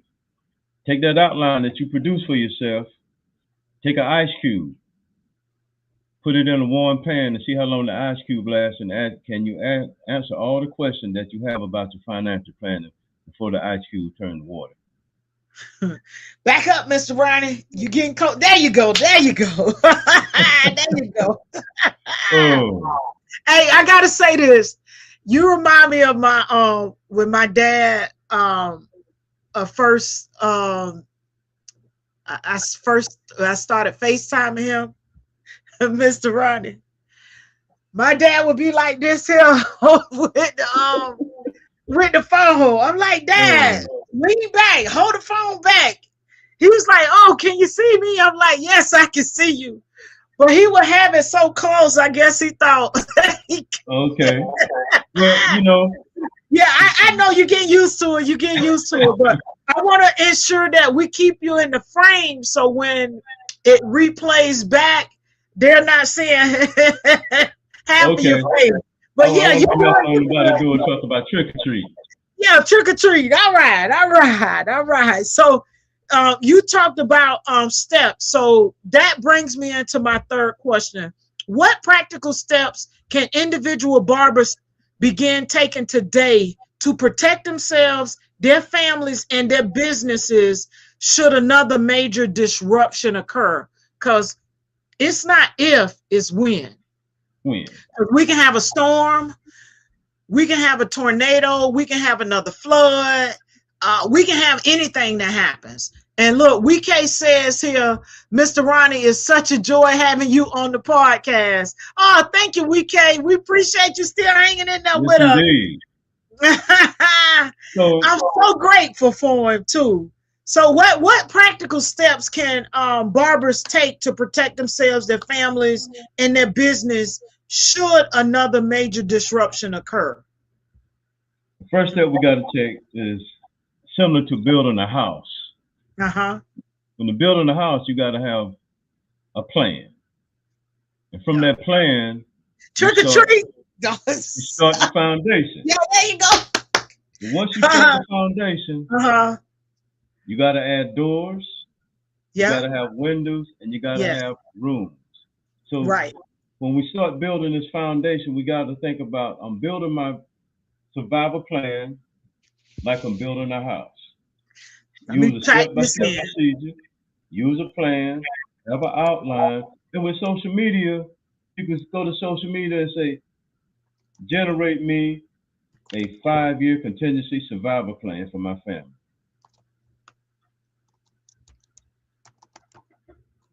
Okay, and I'm gonna put that in Chat GPT. Get Chat, Joe. Mr. Ronnie say social media, but we talking about put in Chat GPT. Chat. What'd you say, Mr. Ronnie? Have it what? Build you a generate a 3 to 5 year, 3 to 5 month, whatever plan that you want to develop. You can ask to develop 25 steps, 30 steps, whatever you need to think about how you're going to survive the next tragedy that may occur, how to prepare my family for that to increase our chances of survival. Okay. A preparedness plan, sustainment plan, contingency plan,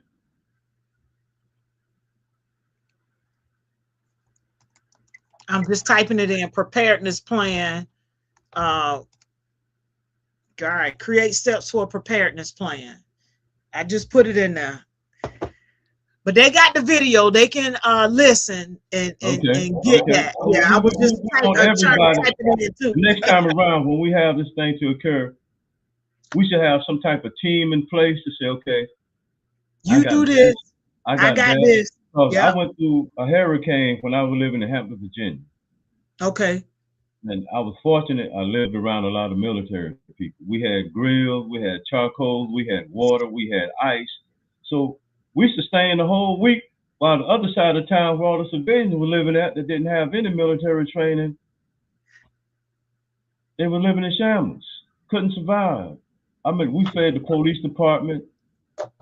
Y'all fed everybody, huh? We had a Marine, he had a power generator, he was ready for everything.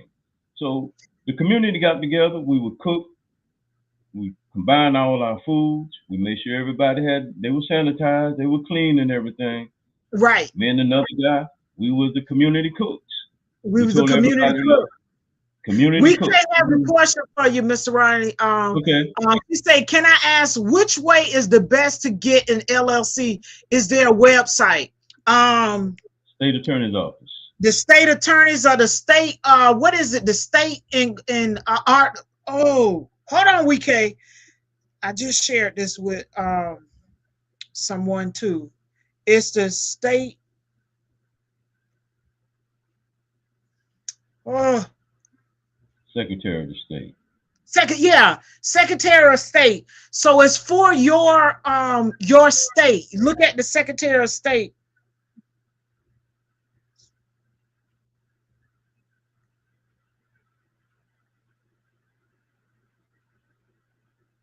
Okay.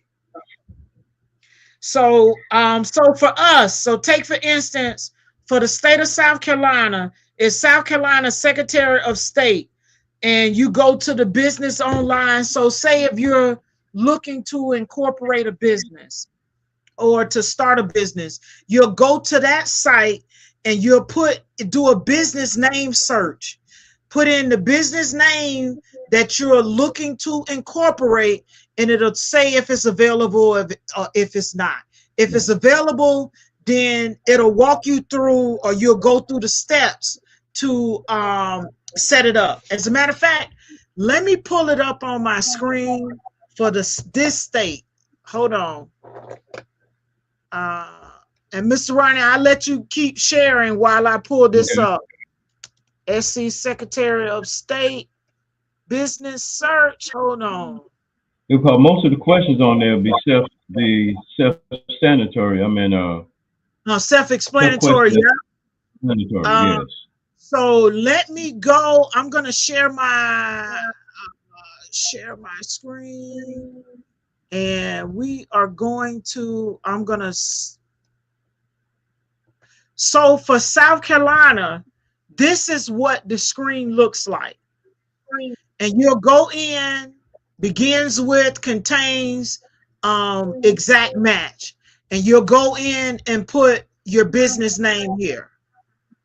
So I don't know.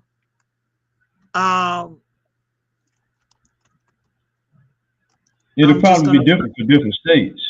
Yeah, it'll be different for different states, but you should be able to go to. So here, you got some of them may say make sure you're not a robot. So then it's gonna go in and check it and tell me if it's available. This name is available, so it's showing that it's available. So for various states, I'm just gonna say you're most welcome, WK. She said, thank you so much. So for those of you who are looking to incorporate a business, you want to go to your business. Let me go back. Let me see if I can go back. So I put in SC Secretary of State business search. It brought up the SC Secretary of State. So whatever Florida Secretary of State, Virginia Secretary of State, Maryland Secretary of State, you go to your state's Secretary of State and then you'll be able to find out if the name is available. So you'll do the search. If it's available, let me see if I can add it. Let me just go through it to see what it says. So here, most of them will tell you to create an account. You'll create an account. You'll go through the process, and there'll be some type of fee that you'll pay to incorporate the name. Once you've done that, you then connect with IRS to get your EIN number. So that's that. This is just a short format of for those of you who are looking to incorporate. And once again, to open a business bank account, you're going to need that articles of incorporation that you'll get from your state secretary, a secretary of state, and then you're going to need the letter from Mr. Ronnie, talk to them. I'm going to go grab mine. You're going to need a letter from the Secretary of the State to carry to your bank in order to set up your checking account. I'm going to go grab mine while you continue to talk with me so I can show that. You're going to ask you other questions about the business when you get to the bank. The bank is going to verify that everything is true. And they're going to research some of the stuff they're researching. Some of them will just give it to you while you're there at the bank to open your checking account, make small cash deposit, and you have your LLC and your bank checking account established with the bank. Now with this LLC and your business checking account, you can also open and establish retail sales merchandise. You could be able to apply for what they call a resale business permit. What that does, it allows you to sell retail products and your beauty salon or in your barber shop, which is another additional income avenue that you can also start, operate, and track your income for them, build more revenue for your beauty salon. And with a retail business license, you also can buy products wholesale, another market we need to tap into, because as barbers and cosmetologists, we are basically making people rich. We can set up our business to the same thing, buy products wholesale, sell them to our clients, retail at our barber shop and our beauty salons. That's another avenue of income that we're missing, which is essential because we go to the beauty shop, we go to the beauty salon, we go to the beauty store, we buy products from them, we pay at a different price, marked up sometimes 12%, 25%. That's money that we're losing. Instead of us becoming independent beauty suppliers inside our beauty salons and barber shops, this is money that we are giving other people that we're going to need in the event that something may occur. Plus, we're losing additional income by operating in that manner. So let's get out there, get the LLCs, get these business retail license. Let's start handling our business inside our barber shops and our beauty salons, because we got to ask our question. If a pandemic were to happen today with my barber shop last week, and with this is where we actually become self-employed. If something were to happen today, we're self-employed now. So how do I survive this while I'm unemployed? I got to have some type of funds coming in. Gotcha. So I have, I'm just going to show you the one that I had when I was for Florida. So that's what it'll look like. It'll say state, Florida Department of State. And of course, you'll have your seal on it. I do have one for here, but just showing you what it would look similar to. And then you'll have your letter from the IRS. Well, I don't live there anymore, so I can show it. But you'll have this letter, and then it will have your EIN number on it. So you'll get a letter such as this from them, and then you take that documentation to your local bank, and you can open up your bank account. So that's just a quick run on it. Maybe we have to do something. Maybe we'll do should do a what's the name on this, Mr. Ronnie? those steps to help our young folks set it up. Maybe we have to do a class. We come back. Look, hey, y'all see I'm trying to get Mr. Ronnie on a little bit more. Maybe we have to break this down, Mr. Ronnie, and do a episode on setting up your business with Mr. Ronnie. Well, that's part of education. You know, education part of that foundation of building that plan. Right. So as we move into the fourth part, fourth segment, the future barber, building careers that last. My first question for you is, you've worked in the military environment, multicultural barbershop, schools, and educational settings. How have these diverse experiences shaped your view of the future of barbering?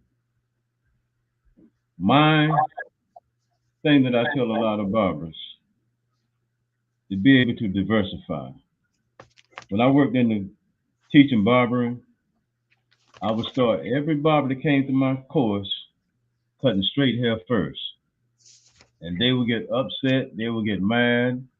They say, oh, I come here to learn how to cut a fade. Look at here. Yeah. You should be able to cut anybody's hair that walk into your barbershop.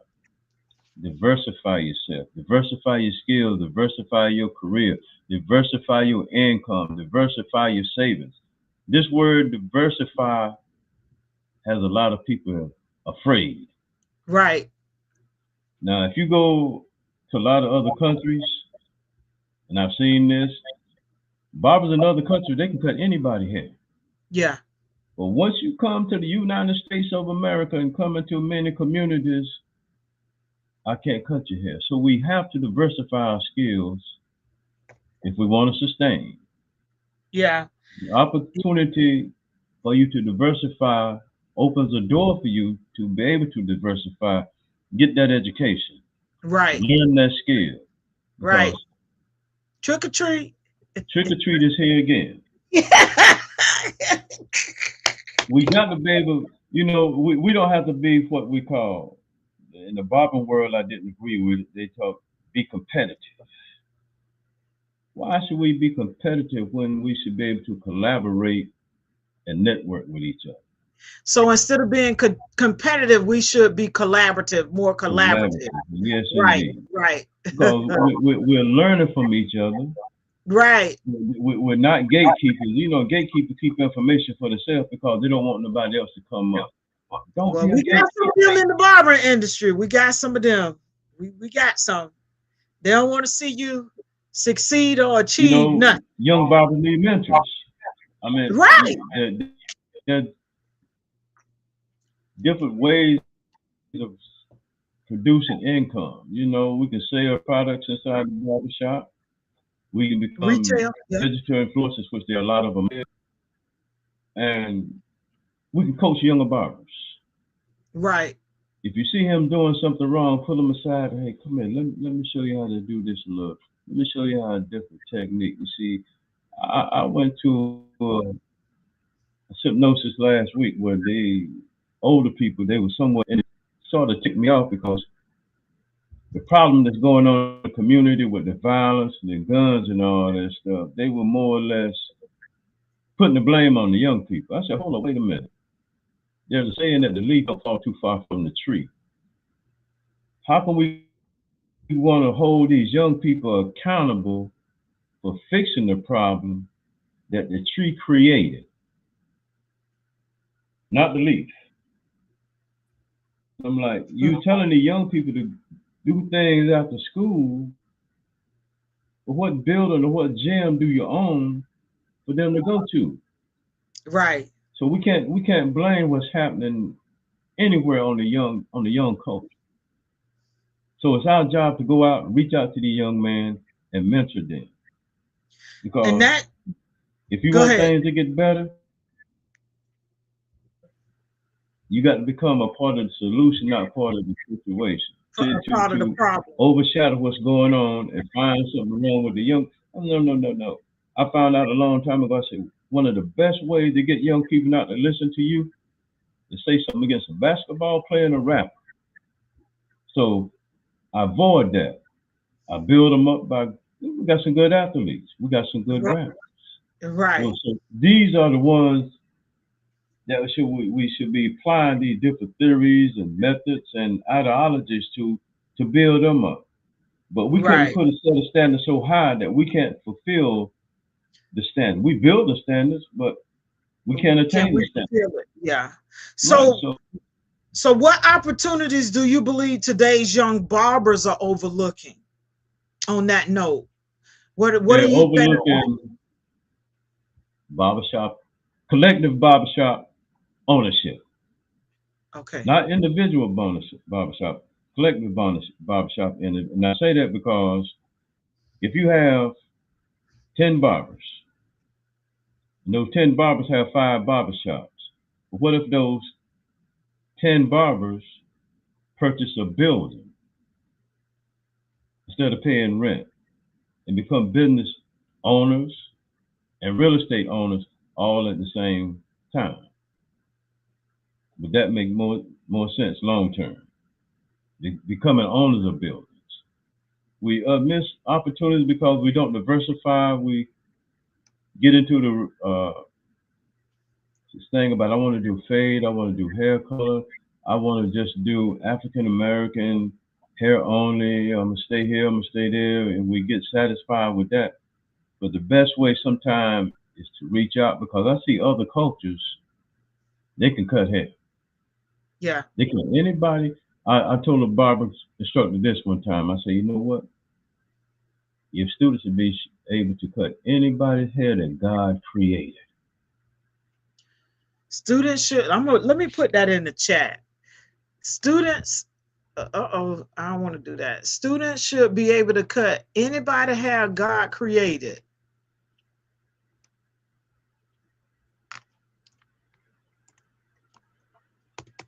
That's what diversifying.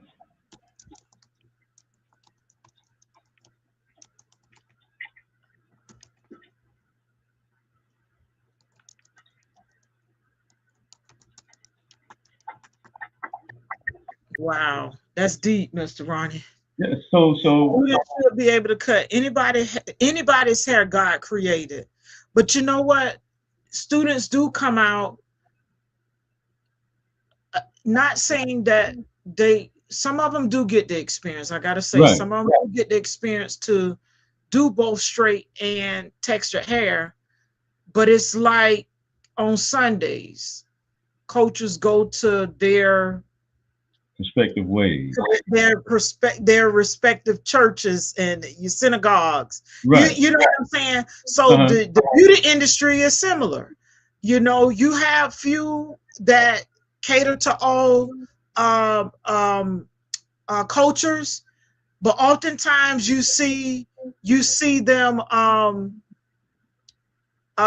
catering to their culture or their right. Yeah. So you see that, and I share this all the time. I was told you need to learn how to cut all textures. Well, I do now.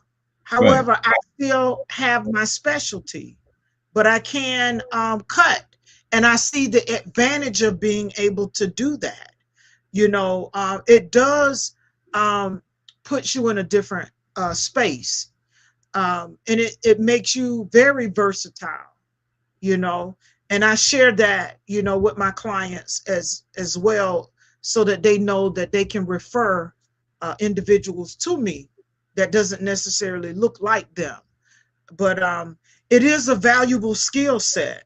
So I'm gonna tell you, not to cut you off, I'm gonna tell you what I experienced down in Killeen, Texas for a time. You can't say now, that's a word, Mr. Ronnie. Killeen, Texas. No. When you said students should be able to cut anybody's hair God created, that's the word. That's what you said. That's a word. All right. Go ahead, Mr. Ronnie. Now, and the reason I say diversify, when I was in Fort Hood, Texas, they were about maybe, I think there were like 48,000 soldiers there, 48,000 people living in the community. Right side out of the back gate of Fort Hood, Texas, there were 2 Asian barbershops. And there was a multitude of African American barbershops in Killeen, Texas. And at the same time, If you were to go by these two Asian barbershops, they would be so crowded, they would have people standing and sitting inside of their cars waiting on it. Waiting to get in. That's because they could everybody have, right? Exactly. So wow. we have to think like that now, because when you think one-sided, your incomes become one-sided. One-sided. Yes. So let me ask you this. If you could design or redesign barber education across the country, what subjects would become mandatory that aren't currently emphasized? They might be emphasized, but they're not mandatory. But then again, what subjects would become mandatory that aren't currently emphasized?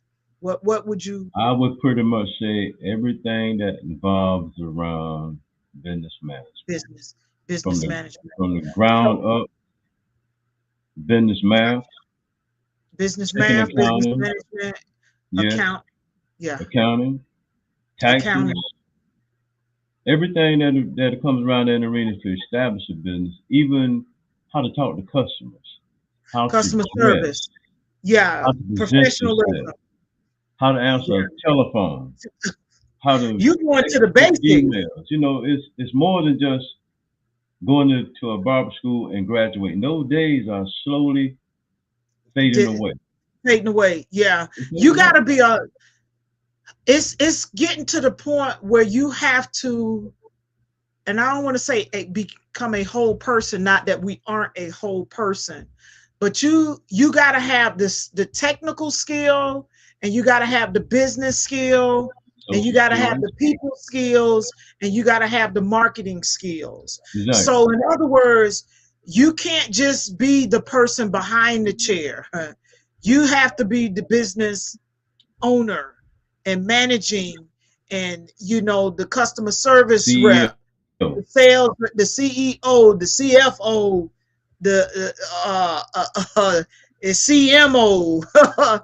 You got to be all of those things. And our schools currently, though some of these business things are in the textbook, it's more technical. It's more technical. We're teaching the state board, get them to pass state board, and then they own their own. Right, you got to come start looking at being the business owner. Right, and possibly getting them into a barbershop, if that. And even that, you got to be careful what shop you send them to. Right? You pause, Mr. Ron. Can you hear me? I think Mr. Ronnie froze a little bit. Can you hear me, Mr. Ronnie?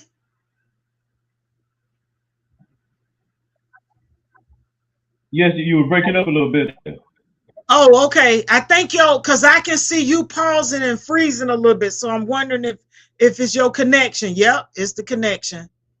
He'll be back, y'all. So if you've tuned in tonight, you have joined episode number 82. We're talking more than the barber chair, preparing barbers for business leadership and the unexpected with Mr. Ronnie. He'll be back. He'll be back. There you go. He'll be back. We're talking preparing barbers for business leadership and the unexpected with Mr. Ronnie McKellar. Mr. Ronnie McKellar is my mentor. He's been mentoring me for quite some time. I'm so grateful to have him on. He's back. And so if you're tuning in, you're just catching us, we've talked about in the first segment, opportunity favors preparation when leadership finds you. Then we went into beyond cutting hair, thinking like a business owner. We've also talked about preparing for the unexpected. Could the industry survive another pandemic? We've discussed that, and now we're closing out the future of barber, the future barber, building careers that last. And Mr. Ronnie was sharing with us with this last question: if you could redesign a barber education across the country, what subjects would become mandatory that aren't currently emphasized? And basically, in a nutshell, he was discussing having that business acumen, basically knowing business, people skills, being able to communicate with your clients, problem solving. I threw that in there, but it's still part of that. Having the business sense, being able to create accounts where you're the retailer instead of becoming a wholesaler, so that you can retail instead of being the third party person instead of the middleman of that. But I also shared too, it's like you gotta know everything. You gotta be the CFO, the CMO, the CEO, and all the C's of the business structure. You can't just rely solely on your talent. You got to be able to know how to run the business, operate the business, prepare for these things, like he said, because something is going to happen. Are you prepared for that something? Do you have contingency plans in place to support you? And he also talked about another big thing, us coming together as a unit. We can do more. What's that old African proverb? Let me see if I can pull it up while you sharing some more of these subjects that should become mandatory. What else should become mandatory, Mr. Ronnie? Understanding business contracts. We're missing out on government business contracts that's available out there for barbers. The barbers and hairstylists that has the insides and the outs of these insides, when you ask them about it, they shy away from me giving you a definitive answer about how can I go about getting a beauty salon on a military base. If we share that with us, and a lot of people, not only would these government contracts become available, they also become available to many cities across the United States where you could perform haircut services and probably establish some type of government contract. Right. So that's a big thing. I found it. It says if you want to go fast, go along. If you want to go far, go together. That's the African proverb that I was thinking about. But I just, Mr. Ronnie, one thing that I've noticed throughout your career is that you've consistently emphasized preparing professionals, not just to pass the state board, but to build sustainable careers. And this is what you've shared in both episode number 79 and this episode. It's bigger than just cutting hair. It's bigger than just, being able to fade, or having the latest clippers or the latest shears, or, the baddest spray paint. I call it spray paint. Beijing, as you said, or the sharpest lineup. It's really about building a sustainable career. In order to build a sustainable career, you gotta have, you gotta prepare yourself to run a business, to operate like a legitimate business, and those leadership skills. You have to be able to lead, not only just yourself, those whom you are within the barbershops with, because sometimes we're followers and sometimes we're leaders. And I say I'm a leader that knows how and when to follow, because good leaders are also followers too, because you're not always leading. Sometimes you follow behind another great leader, and that's okay.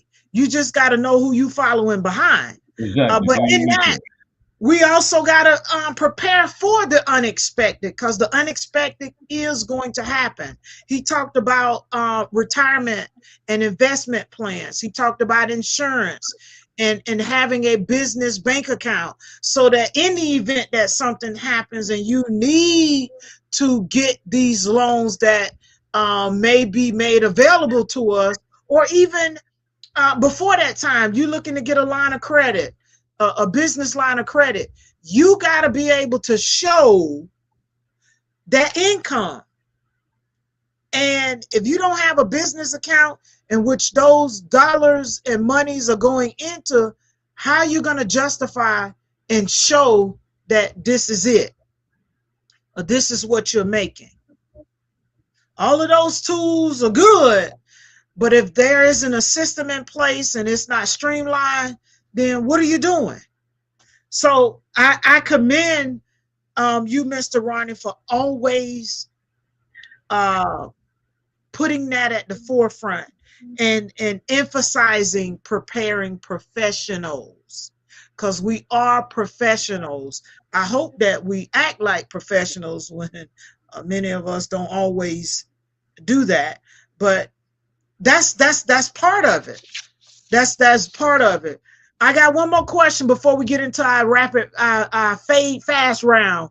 Do you believe that we've done enough as an industry to prepare barbers for life beyond the chair? I know that answer, but I'm just going to put it out there anyway, because I want you to kind of go into it. Okay. Do you believe that we've done enough? Obviously, we haven't with all this knowledge that you've dropped, but share with us. Breaking up a little. I think it's your internet connection is. Repeat that question, because you were breaking up a little bit. I said, do you believe we've done enough as an industry to prepare barbers for life beyond the barber chair, a life beyond the chair? You want my honest answer? Yes. Always. No. No. No. No. No. Because for the simple fact, we relying upon a textbook. The textbooks give us the basics. We have to go beyond the basics to prepare for the future. You took the word right out of my mouth. You got to go beyond. And the house is weak. We got to understand, we got to change the internal structure of that house to make the house stronger. If that makes sense. Yes. So we either do it individually, but it's more better if we could build a contingency plan and do it as a unified team. Team meaning together, everybody accomplishes more. Right. That's it. That's it. So the answer is, he said no, he don't think we're doing enough. And the way that we'll be able to do more is that we have to go beyond the basics. We have to move beyond the basics, and not just prepare the barber to pass the state board exam. We have to do more than the basics to prepare them for life beyond the chair. Because the reality is, these young folks aren't, you're going to become older and you're not going to be cutting forever. So there are things that you got to put in place in order to be able to sustain your career or build a sustainable career than just on the basics or the fundamentals. So fast fade round. First answer that comes to mind. What's one business habit every barber should develop?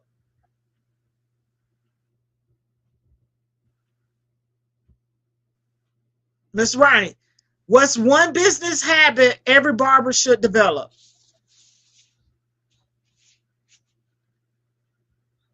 One business. Yeah, what's one business habit? Yeah, that every barber should develop. Developing professionalism and attitude. Developing professionalism and attitude. What's one financial mistake new barbers should avoid?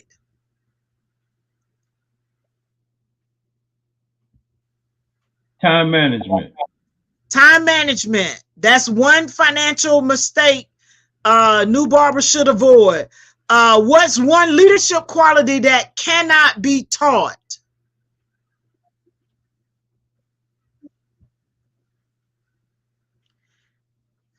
What's one leadership quality that cannot be taught? Having a sustainment plan. Okay, having a sustainable plan. One What's leadership what? quality I would say to be my biggest one is integrity and honesty. Okay, integrity and honesty. But what's one quality that cannot be taught? What's one quality that you can't teach? A leadership quality that you can't teach. In other words, they got to possess it. You can't teach it.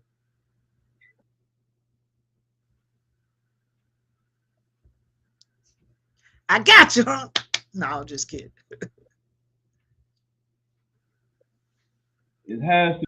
I don't think you can teach attitude. I think you can touch on attitude, but it depends. But you can't teach attitude. Gotcha. On that individual, on how he wants to accept information, accept being correct. Some people don't like to be corrected, and they before you know it, they throw that negative attitude out there. Then you have all these negative energies flowing. Because right. Some people wake up, I say, on the wrong side of the bed. So I don't think you can teach. You can teach attitude. You may be able to help them, but some of that comes from intestinal fortitude. Okay. Reach out and teach themselves. What's one book every barber should read? I'm gonna put mine up there. I will put mine up there. Heritage to have. That's it. QR code is in the corner. What you say, Mr. Wrap? Right there. That's it. The wrap. That's the only book they need to read. All right. What's one tool every barber should invest in besides clippers? A calculator. A calculator. Exactly. They should invest in a calculator. What's one misconception people have about barbering? That it's an easy to learn trade. I was just gonna say that is easy to learn. Yep, it's not. It's not. WK says, Mr. Ronnie, are you from Alabama? You sound just like a close friend's father. He's from Alabama. Where you originally from, Mr. Ronnie? South Carolina, but I spent most of my time in Manhattan, New York on 110th Street and Central Park West. Hey, he from South Kakalaki. All right. Let me see. If you weren't teaching barbering, what would you what would you be teaching? You teaching firearms now. But what I got so many different careers under my belt. I could go out there and teach carpentry. I could teach auto mechanics. So it depends on the needs of the children. Okay, so Mr. Ronnie, y'all, it said what would he be teaching? Whatever the needs of the children are, that's what Mr. Ronnie can teach. All right, coffee or energy drinks? Neither. Okay, I got you. Let's go back. I would drink a herbal drink, something like ginger ale and not ginger ale, a homemade ginger drink. Okay. Carbonated drink without the other additives and preservatives. That's bad for my health. Gotcha. Don't do that anymore. That stuff is bad for you. So I stay from energy drinks. I found out that if I want to make an energy drink, I can make it. You can make it. Yeah, preservatives. 40-something. I used to know preservatives that's bad for you. You know, we need to, as barbers, we can serve too many energy drinks instead of drinking some micro tea. Yeah. The matchup. I got you. You can drink. There's another berry. It's real potent. It's real strong. Elderberry or that you can make. Okay. Berry. Okay, got you. I'm stuck on this pineapple ginger drink that I get from this Jamaican restaurant. I told them I need to get a subscription for this pineapple ginger tea. I love it. Your favorite haircut to perform? We have some down the line. Huh? Say again? I say, your favorite haircut to perform? Let me guess. Let me guess. High and tight. No.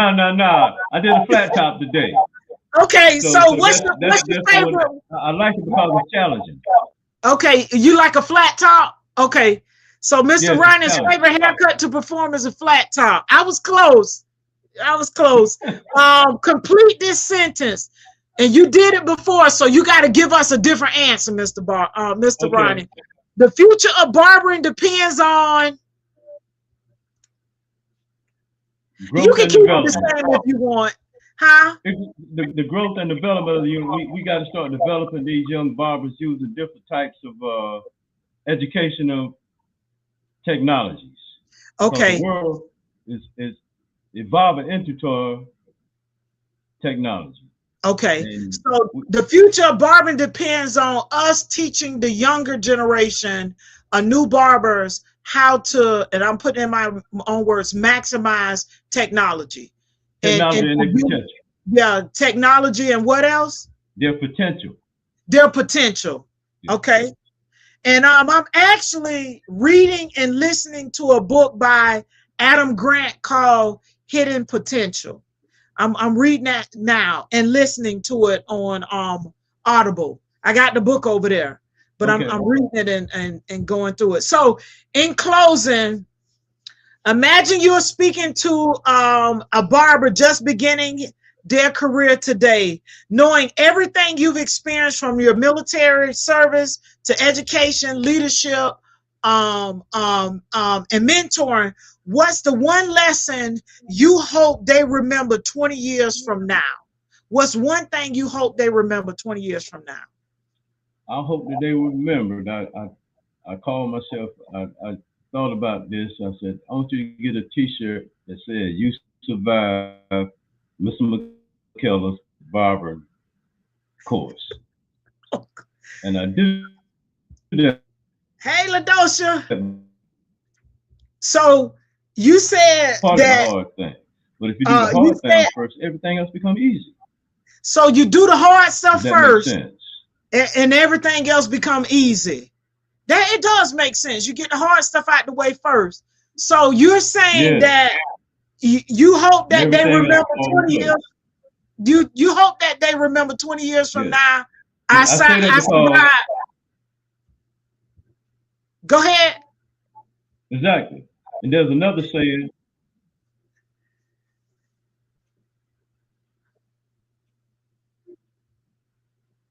He cut out, y'all. Oh, hey, LaDosha, thank you for joining. We getting ready to close it out really quickly. Mr. Ronnie, can you hear us? Yeah. Okay. All right. So what did you say again?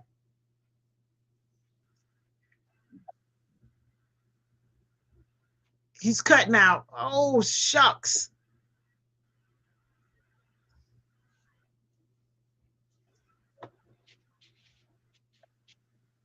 I said, do the hard things first. And do the hard things first. The hard stuff. It makes it the hard stuff. Your memory and your muscle memory will tell you, okay, I got to do this, I got to do that. Still already been contained. Gotcha. So do the hard stuff first, and the easy stuff becomes secondary. Gotcha. Mr. Ronnie, I want to thank you once again for joining us on Female Barber Talk with Yah-Tay.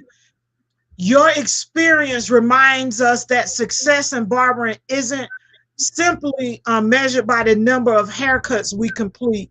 It's measured by the lives we impact. And I know you've impacted my life tremendously, and you continue to pour in. And that's why I was like, Miss Ron, I got to get you on because we got to share this knowledge. LaDosha says, I did that in college and graduated with honors. Congratulations. She said, did the hard stuff first. That's it. I was saying the businesses we build, the leaders we develop, and how we prepared. Oh gosh, I can't even read my own notes. How we prepare, we're for whatever tomorrow may bring. So in other words, you're helping us to do that. You're helping us to become the leaders and develop other leaders and prepare us for whatever tomorrow may bring. I thank you for sharing. So to everybody that's watching, if tonight's conversation challenged you, because I know it did, there's some things that I'm thinking in this next step that I'm making, like, okay, these are some things that I got to put in place.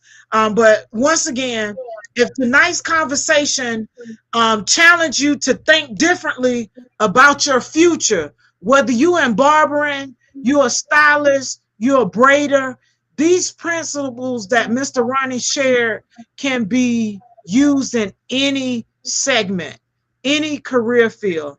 But if he's challenged you to think, be sure to like this video, subscribe to Real Roots TV, and share this episode with another barber, barber student, educator, or business owner. And remember, teach what you know, share what you have, and give what you can. Mr. Ronnie has been pouring into us, teaching what he knows. He shared so much of what he has, and he continues to give what he can with us. I'm Yah-Tay. This is Mr. Ronnie. Now over here, that's Mr. Ronnie. Mr.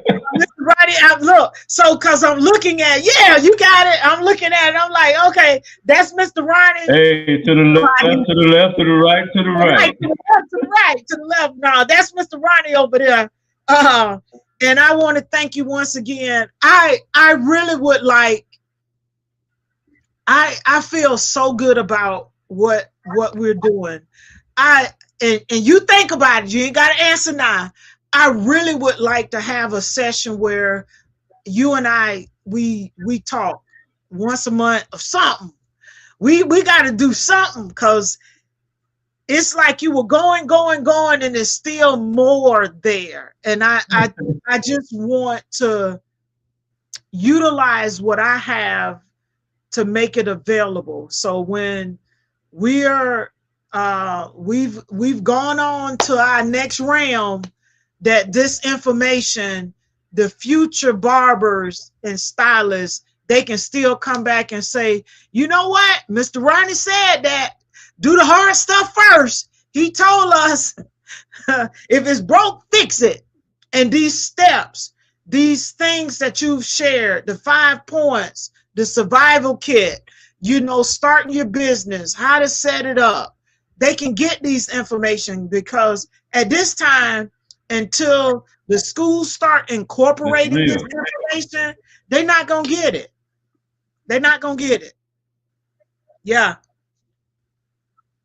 Yep, they're not going to get it. They're not going to get it. Any last thoughts or any last words? You know, we got to not wait on the schools.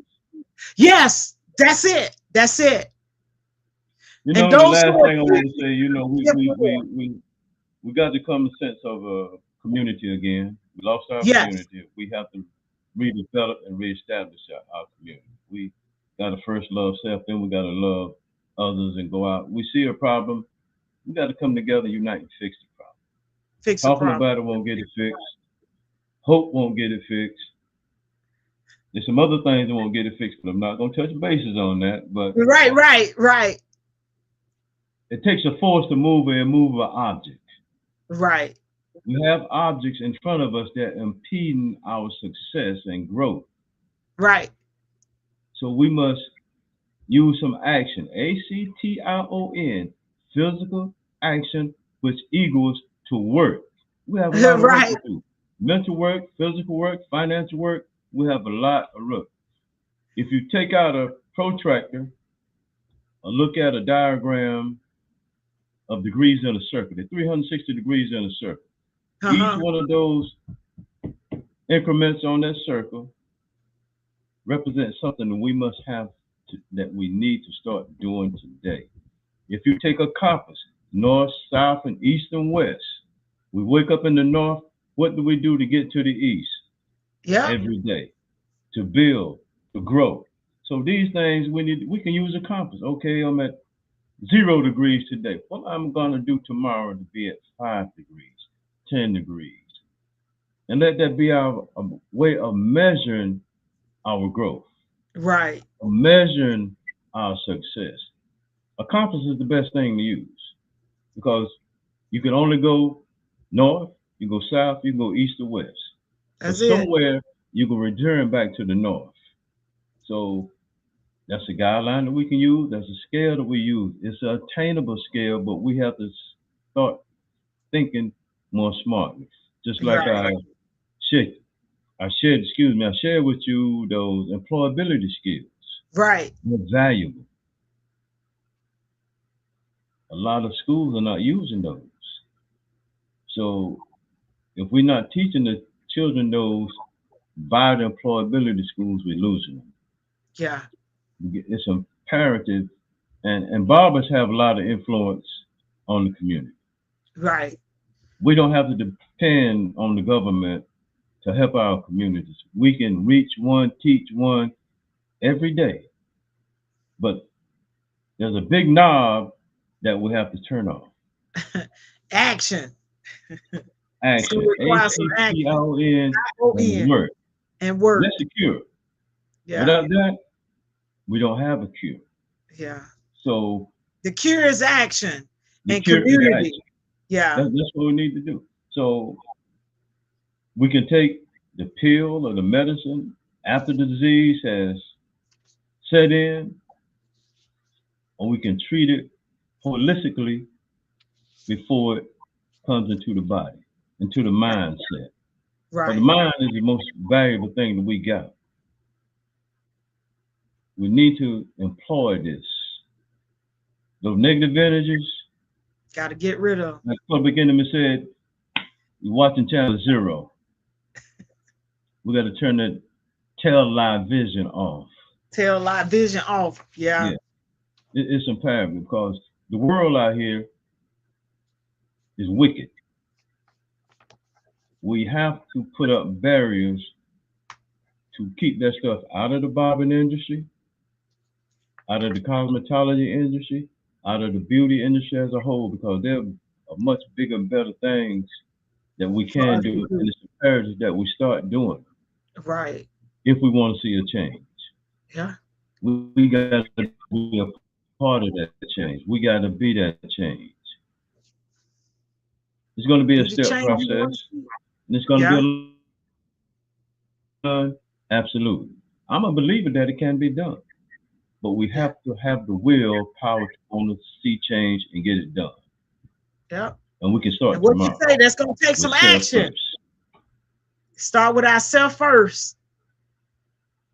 Thank you so much, Mr. Ronnie. I've enjoyed our time. Self first. I'm so grateful.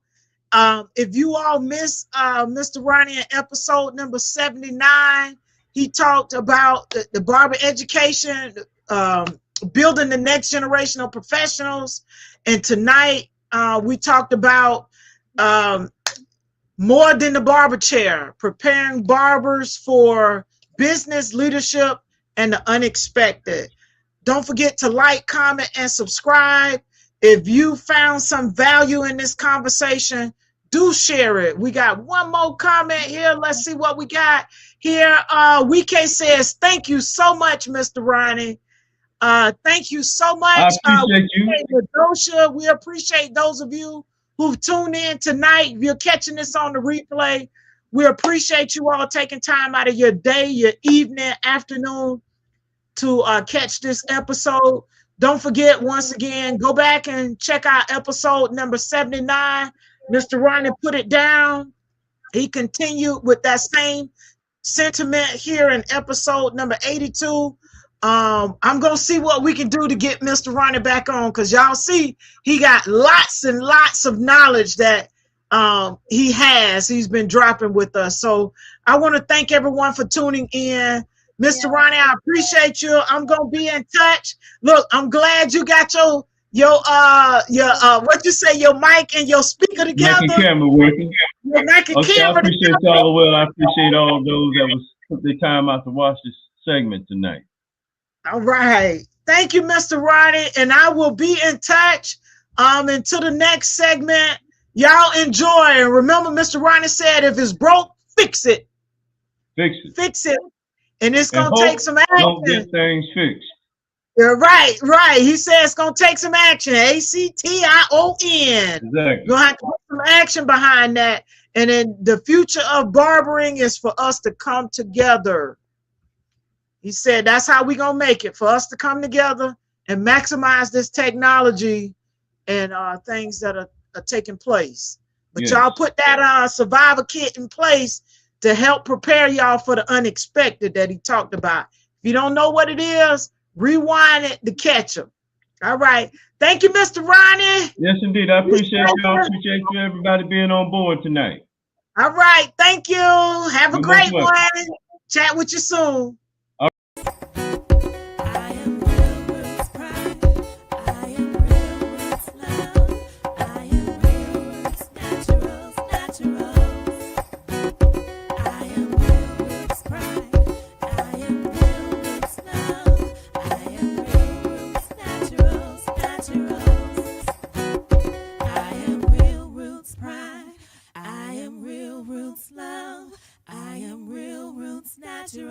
Naturals.